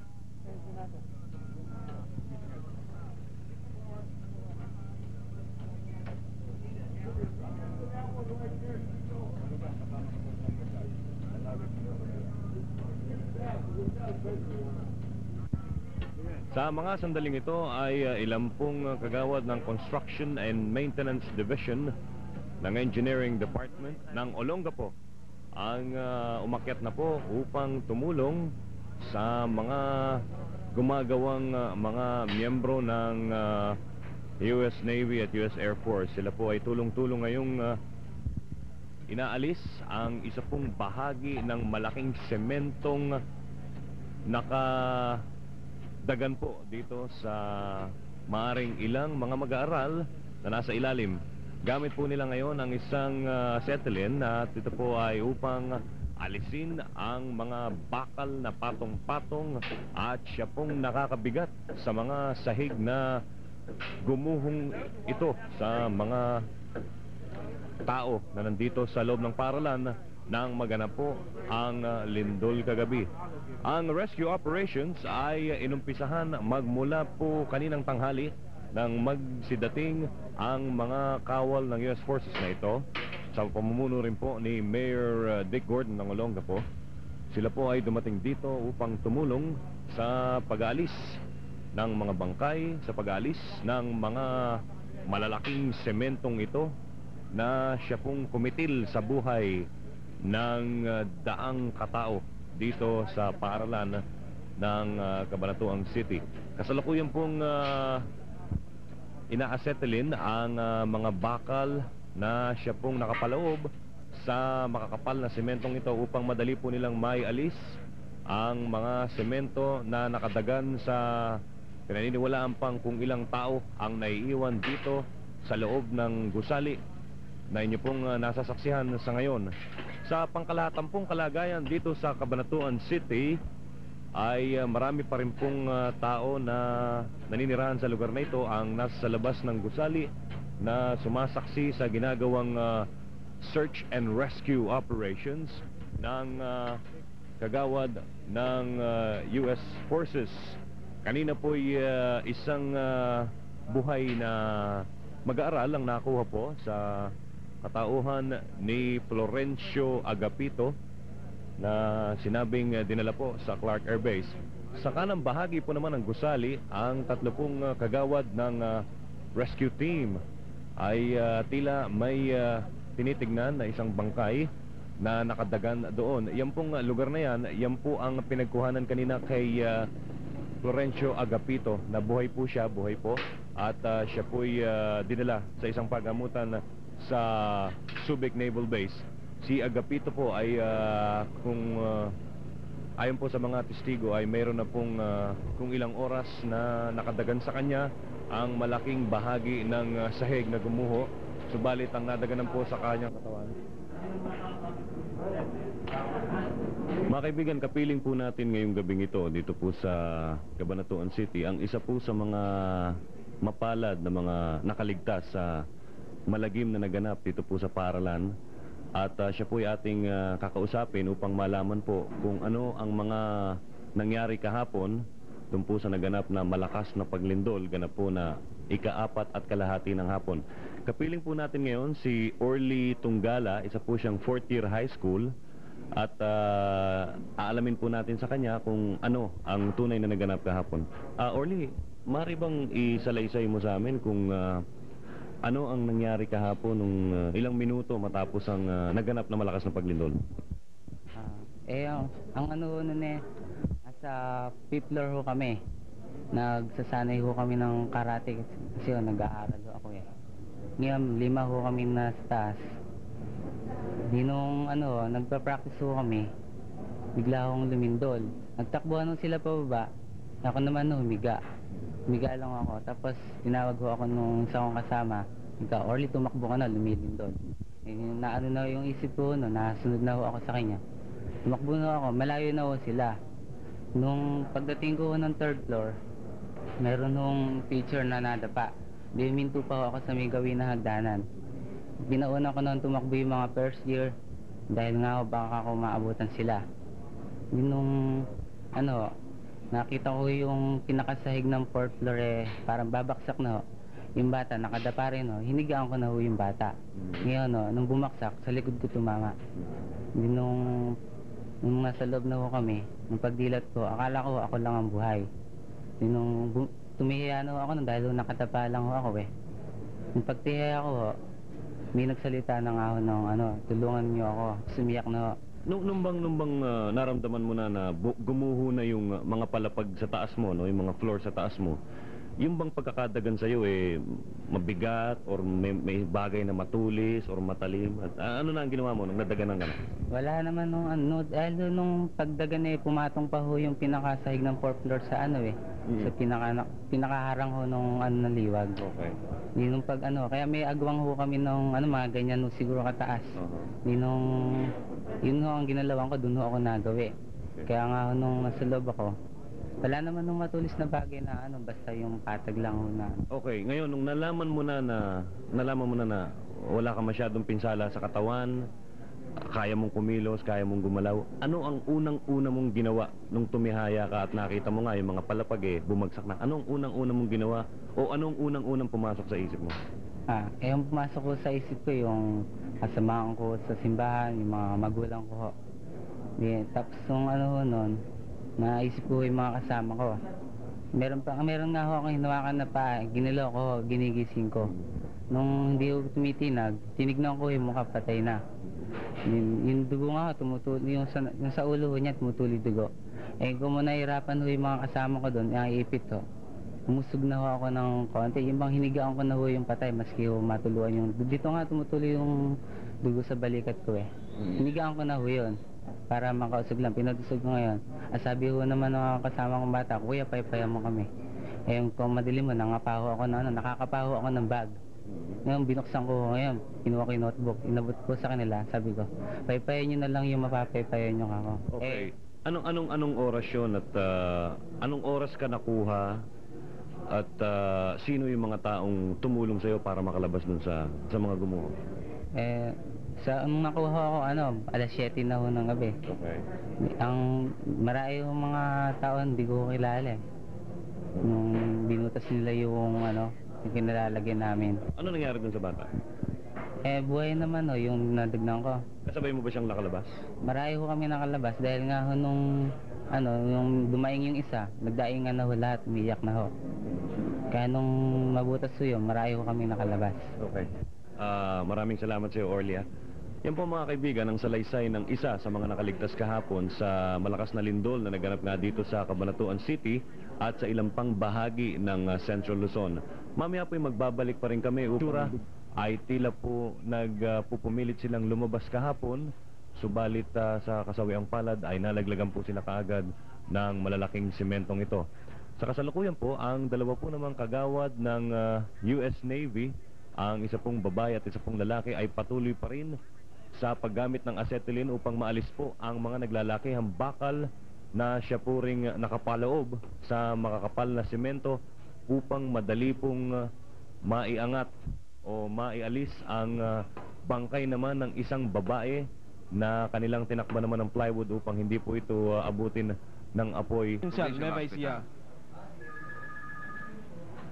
Okay, sa earlier this afternoon. Yan ang interview kay Dr. Danilo Manlubang. Okay. Tingnan natin. The influx of donors very good. We have a very good cooperation from the military.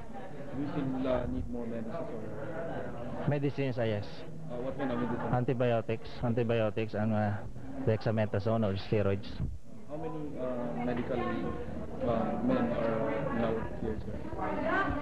You mean from the hospital itself or volunteers? Volunteers. I cannot give you the exact number, but we have at least 7 or 8 teams from different areas in Luzon and Metro Manila who arrived to help us.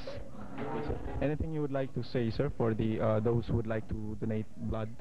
Yes, those who are interested in donating blood, they can come to us here at the PJJ MRMC and have their blood extracted. Yeah. And I just wish that everybody cooperates in this activity we are doing now. Is there patients coming in, sir? Outpatients?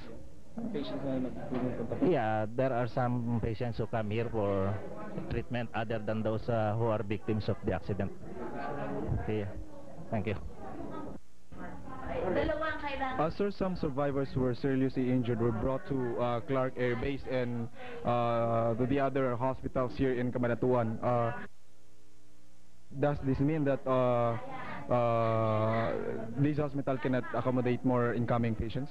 No, we just cannot waste our time having them wait for their operation because our operating rooms are already loaded. So we have to move them out to some other hospitals to facilitate the treatment. Ayan yung yung nakaligtas na lalaki, yung sinabi ni Vic Lima kanina. Siya yun? Buhay yan, buhay. Oo nga eh. Kita natin dyan sa... Ito sa hospital to mga eksena Sa Nueva Ecija Provincial Hospital na habang sinasagawa yung operation. Bale, anong injuries ang natamo nitong lalaking? Nabagsakan dito sa may tiyan. So, ayan yung mga volunteers na nagsasagawa ng kanilang operation. Lahat ng kanilang magagawa. We need blood donors. So, mga kaibigan sa karamihan Nueva sa dyan Ecija. sa mga volunteers na nanggaling sa Wesleyan College at iba pa mga nursing students, medical students sa mga college ng Cabanatuan City. Yan yung mga victims. May interview tayo dyan. Hindi ko na po alam. Kasi po nakahawak po ako sa poste. Tapos po, hindi ko na po alam kung saan po ako napadpad. Ano pong ginagawa niyo kasalukuyan? Ano pong ginagawa niyo kasalukuyan lumilindol? Nasa third floor ako nagre-research. Kadi-dismiss ko lang nung klase ko.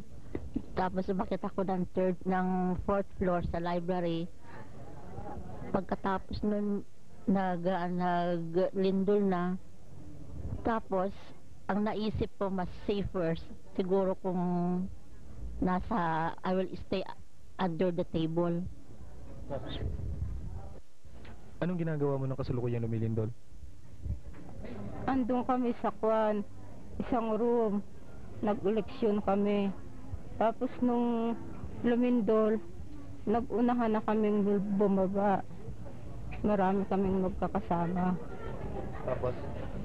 Tapos nung nagtatakbuhan na kami, bigla na lang bumagsak. Nadapa pa nga ako natabunan na ako. Tapos isang maghapon magdamag ako sa ilalim. Tapos ang ginawa ko, nanalangin na lang ako ng nanalangin. Humingi ako ng awa sa Diyos. Tapos nangailangan din sila ng pagkain, of course. Pero yung wala pa rin kuryente or nagkakaroon ng brownouts every now and then? Nagkakaroon ng brownouts every now and then. Pero yung lumabas ng kanilang mga school buildings at maririnig niyo mga sigawan at iyakan at takot-takot at nervyos, makikita niyo rin naman kung paano ang mga teachers at ang mga higit na nakakatanda ay, ayan, umulit ang aftershock ng mga kasabas. Iyan, mga kaibigan, nakikita nyo rin kung paano naman kumilos yung mga higit na nakatatanda. Inaalala nila ang mga kalakasan ng mga bata. Ang kanilang unang reaction, bumapa. At akala ninyo training na ito ang lone fatality or maybe this is one of the fatalities na nakita doon sa on-site mismo. Isang batang babae na nadaganan ng isang gumuho na pader. Ito po naman siguro ay isa sa mga magulang na either magulang nung namatay o nawawalang bata. Ayan ang mga bata na nag-iiyakan. Ayun. The tragedy of an earthquake. And the effect on little kids.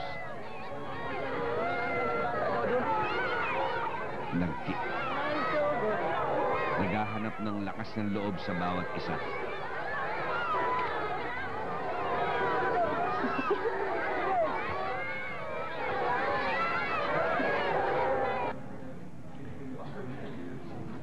Ito ho ay naganap noong nakunan ito nung kasalukuyan talagang lumindol.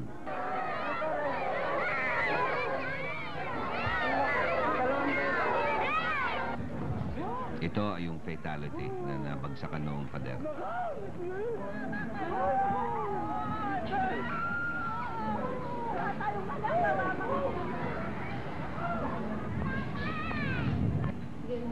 Nagsisigawan, tatay, nanay.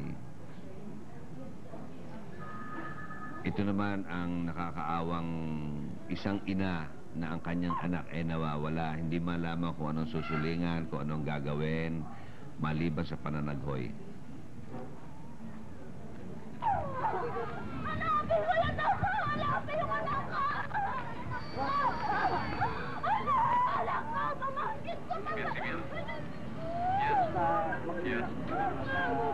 Nakakaiyak naman. Kahit na sino ang kanyang masalubong, hanapin mo anak ko.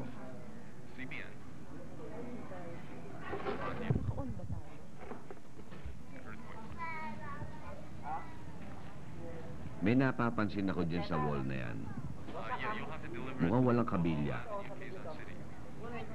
At ang pagkakabagsakin, durog kagad. Hindi mo napansin yun, Tess? Hindi. Wala yung mga bakal-bakal na dapat na nasa loob. Kaya siguro gano'n. Kaya nagwal. Ayan. Uwi na tayo. Oh. Samantala ito po naman, makikita ninyo, ay dalawang mga may edad na papunta doon sa eskwelahan. Kumapansin ninyo yung matanda ay puro putek. Siguro iyan noong lumindol nadapa o kung paano o galing sa bukid. At ayan, the debris after the quake. At ang mga bata nandun sa gitna ng bukid. Ito po ang isang classroom. Nang may 200 metro ang haba. Ang nasira. Ang pagka-cave in. Oo. Ang haba noong bitak. Haba kayo 200 meters. Ang haba nun.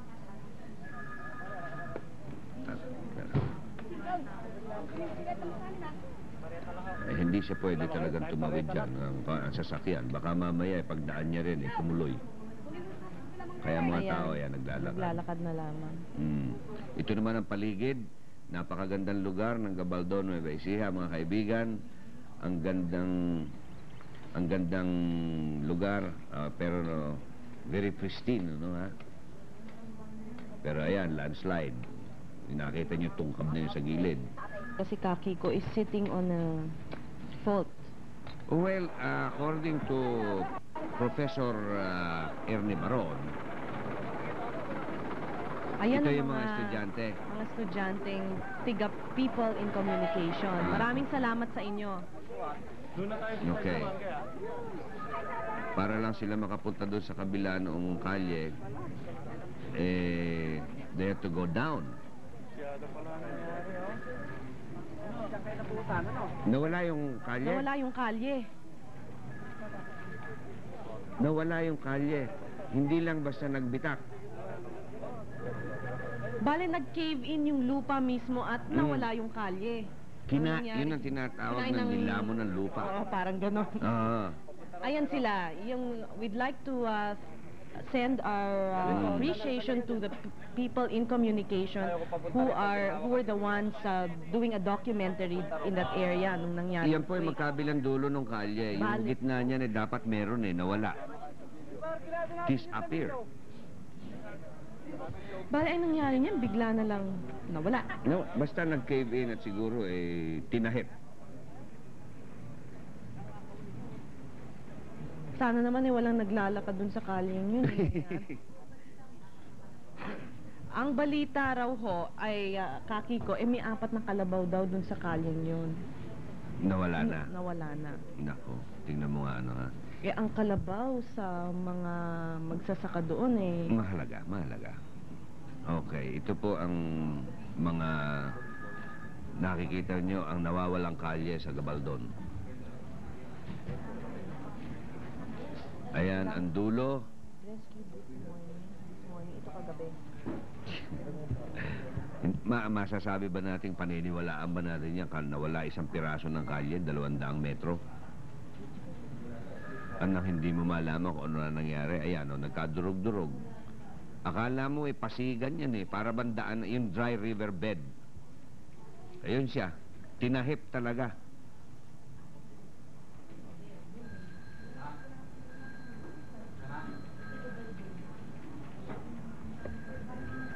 Yan ang unpredictable.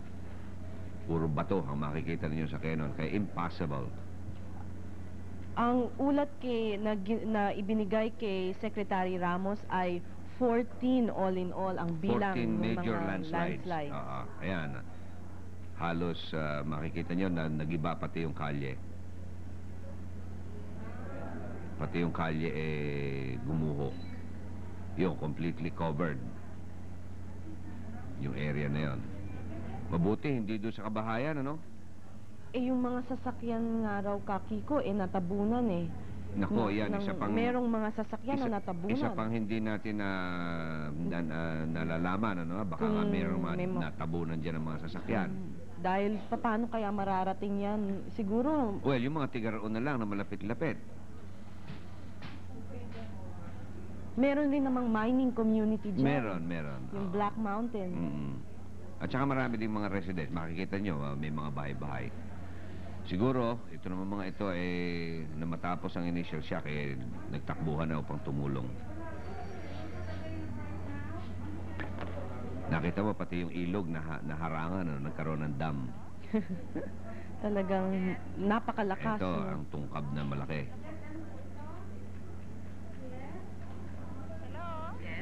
Ito'y patungo doon sa Cannon Road pa ba yun o ilog? Cannon Road pa rin, ano?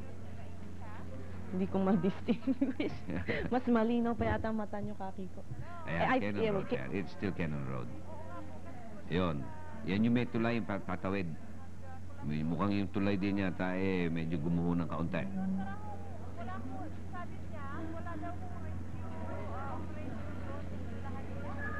Ito, this is about halfway. Hindi naman masyado yata na ano yung tulay na yun.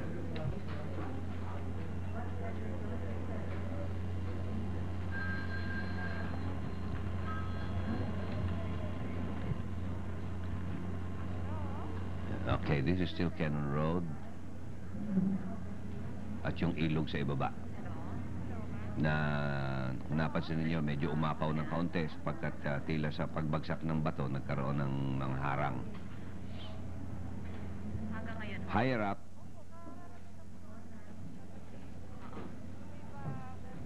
kung makikita nyo, umiwas na yung helicopter doon sa medyo mataas-taas na tuktok. Kaya medyo malayo na ang shot. Ito po ay medyo mataas-taas na ng kaunti. Kaya mukhang matatagalan talaga ayusin ito. Kaya ang hope na lang na madaling maayos. Nagilyan. Hindi masyadong matarik ang mga gilid doon eh. Ayan. This is a portion of the road mismo na nag-cave in.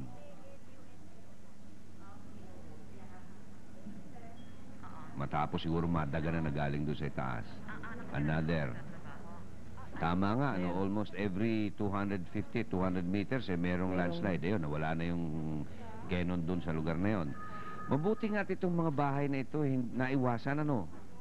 Mabuti na lang doon sa kalye na walang... Well, hopefully, walang nadaan. Well, we can't really know. Ganun, ano? Ang nangyayari kasi pagka ganyan, ito na yung, ano, yung, kung tawagin nila, yung zigzag talaga. We will know from Vivian Zalvidea, who is in La Union, the latest on Nagilian and the efforts to open up Nagilian. And shortly, we'll have a report from Philvox dahil nga you mentioned, Kaki, ko yung dalawang aftershocks kaninang umaga, no? So we will have his assessment, yes. Ito na ang kabahayan. They're already approaching the outskirts of Baguio. Nung kasalukuyan po na pinanonood natin ito kahapon, hindi pa natin na-realize talaga ang talagang nangyari sa Baguio, no? Until we saw what happened in the city proper. Especially when we saw Hyatt.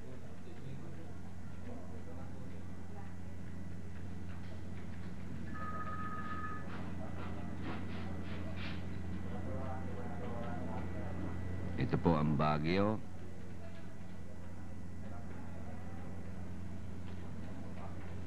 Hindi pa rin natin nakikita ang talaga extent of the damage.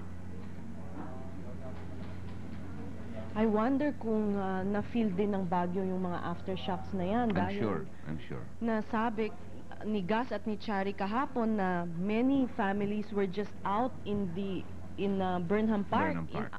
In the open space dahil sa trauma nilang naranasan. Yun yung mga residents and probably some of the tourists, no, who went over to the Burnham Park because and set up tents there. Makeshift lahat.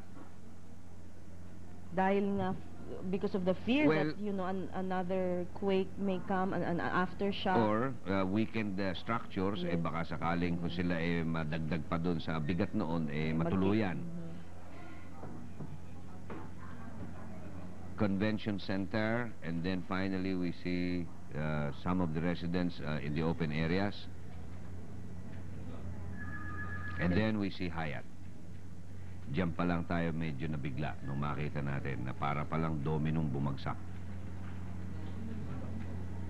It is that portion where they have the apartels doon sa gawing kanan ang bumagsak na akala mo a stack of cards. Pati yung concourse, bagsak din.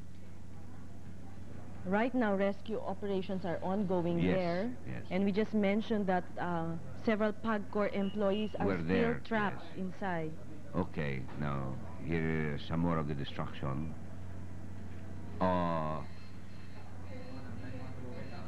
These are residents, actually.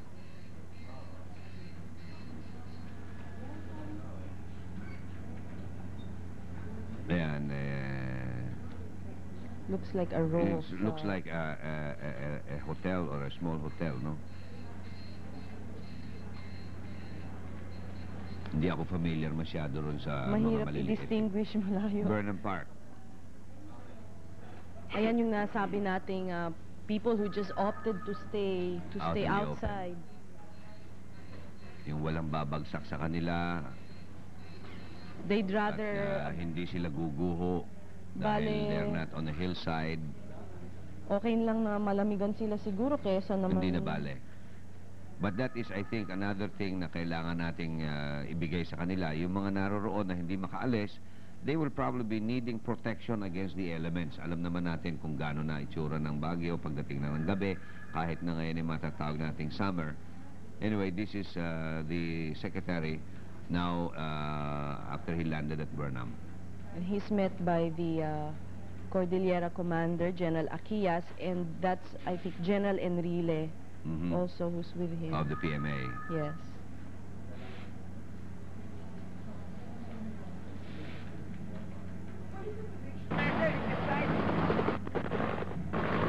Many of the residents of Baguio and tourists. And you can see that some of the PMA cadets have been helping in the control of the crowd.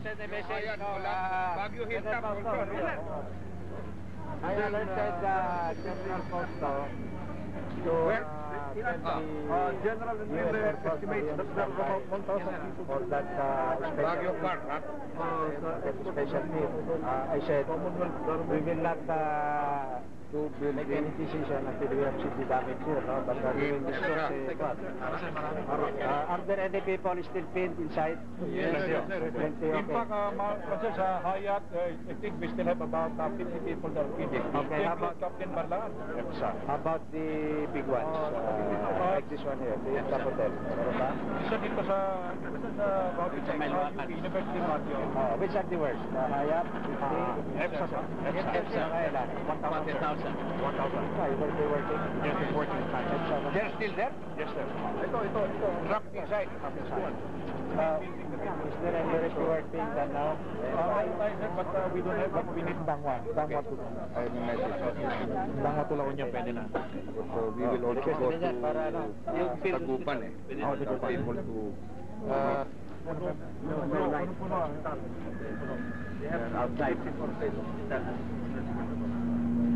outside.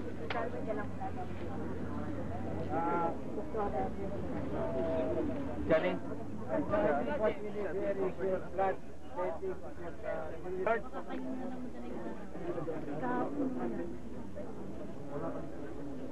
What's the beyond?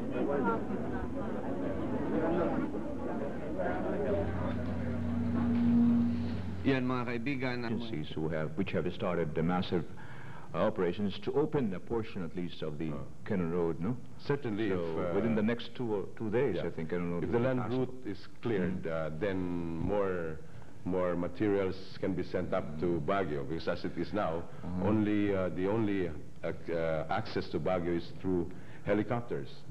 And so if the land routes to Baguio are opened by clearing the landslides and probably repairing also those portions in the Nagilian route where cracks that could swallow a car or a vehicle, then if these difficulties are surmounted, the power of the quake almost broke some roads in half. Another damage to Tarlac, middle portion of the road pavement at Barangay Aguso sustained cracks. The road at Barangay Santa Cruz not passable. The road at Villa Soliman, Barangay Vita Blossom Village, sustained cracks. earlier we saw that the road approach to Barangay San Isidro was damaged. In Capas, the Torili Bridge was partially damaged. And San Manuel, the San Manuel Bridge collapsed. Manique, which was seen in this video, following big damage was noted.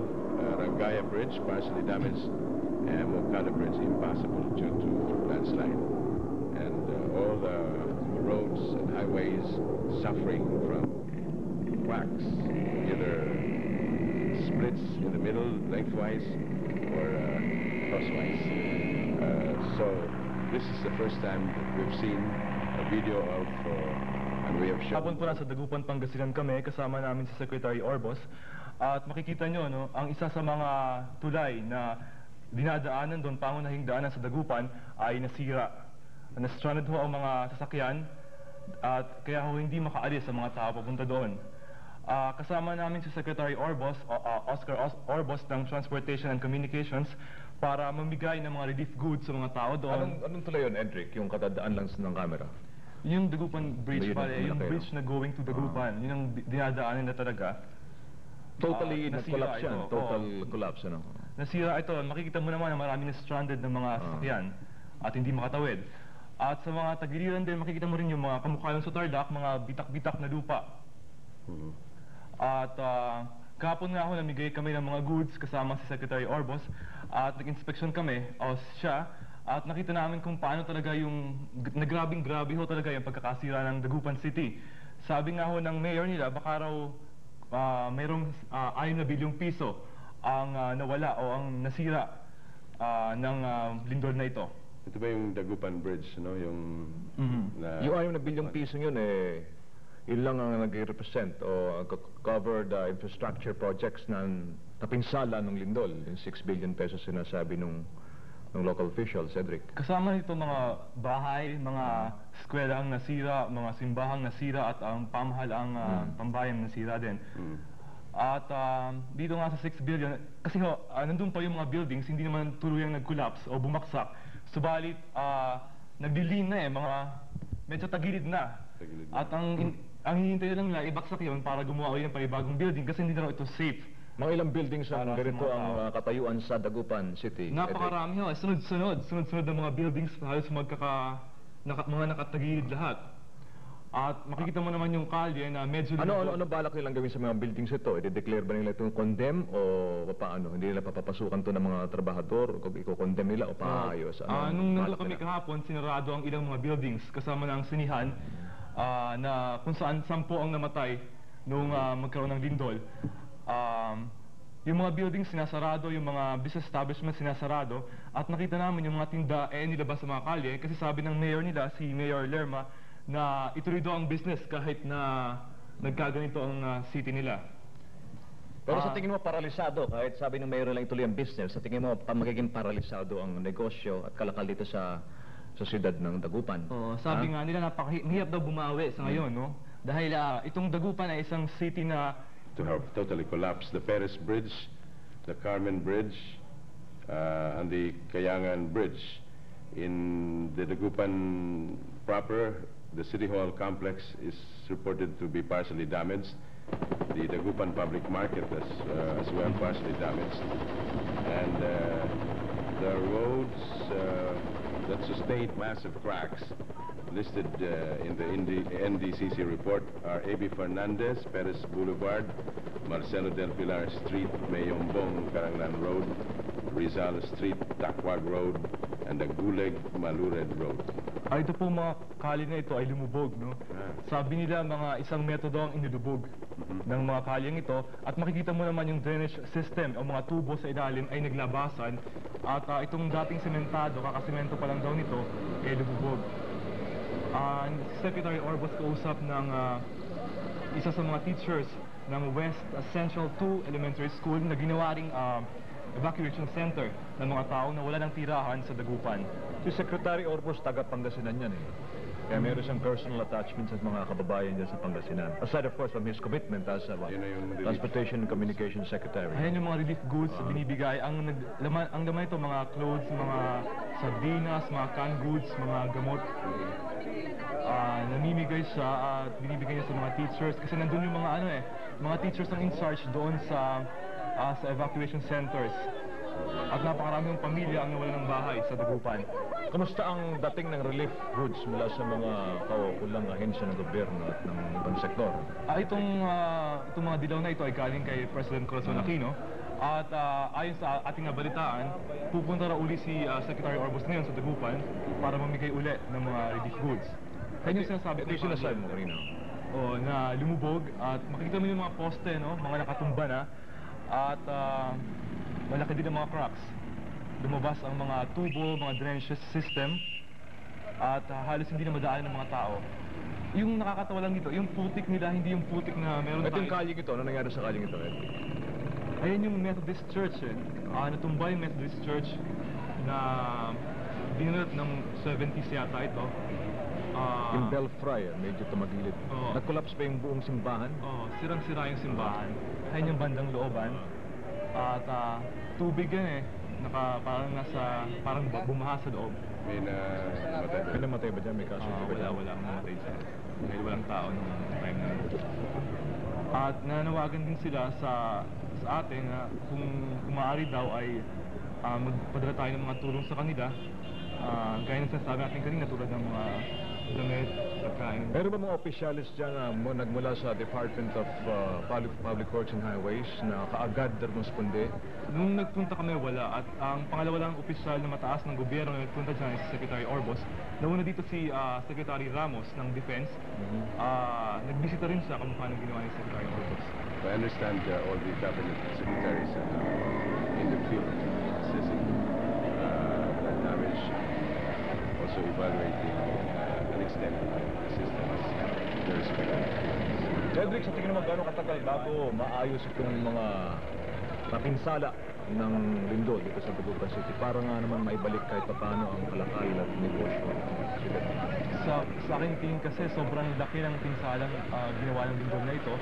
Siguro bibilang ng taon o mahigit pa para maibalik ang mga napinsalang ito. Na umabot na sa ngayon pa lang 6 na bilyong piso. Doon sa interview tayo sa mayor. Anong nangyari ito? Si Secretary. Well, I was sent by the President to assess the situation. Nakita ko po, kasama ko po dito si Mayor Reyna. I think this is the hardest hit by the earthquake. The whole city is practically leveled down.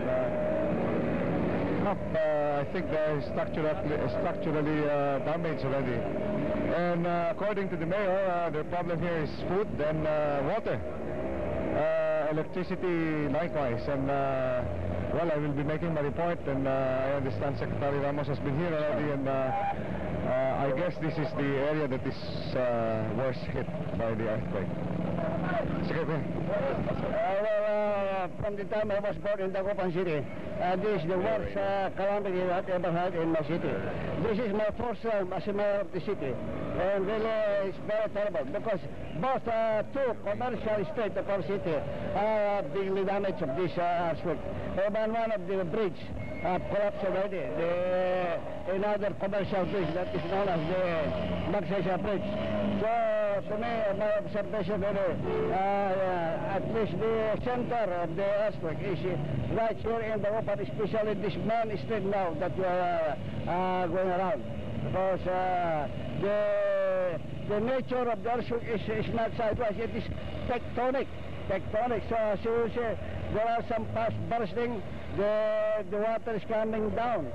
So us here in Dagupan, this is really our biggest calamity that ever had in the city of Dagupan. Sir, perhaps you could ask the government for support in rebuilding your city. Well, I'm very lucky that right now, at least Secretary of National Defense, Secretary Ramos, Undersecretary Mabanta is of the department of the department head. They visited right now, and I am more happy because my good friend, Secretary Orbos is here now, to assist the situation. I know he's the personal representative of the president, because this is really the center of the disaster area right here in the province of Pangasinan. And so I really want to appeal to Secretary Arbos that he must center his support right here in Dagupan, because the center of the area calamity. Sir, how much do you estimate to be the loss in this? Well, we together with Kapasidad o mga linya man lang ng komunikasyon para makarating sa Maynila. At napakahirap po sapagkat gaya po na nasabi natin kanina, yung tulay na nag-uugnay dito at papuntang Maynila ay nasira din. Ayan ho mga sira o mga cracks sa daan. At ayun sinasabi ko kanina, tubo na lumabas. Bumaba ang kalye dyan ng mahigit isang metro yata, Edric, di ba? Bumaba yung kalye at nakapagtataka yung mga nasa tabi naman ay tumaas. Tumaas yung bangketa. Tumaas Kasi yung pagbaba ng kalye yung sa gitna, tataas yun yung bangketa. shade theater na kung saan marami ang namatay dahil sa pagtatakbuhan ng lindol. Stampede, no? Ano yung, anong nangyari dito? Yun nga, yung sa kalye pa rin na tumaas nga yung... Ba may tubig? Kasi... Yung tubig daw lumabas mula sa loob ng kalye.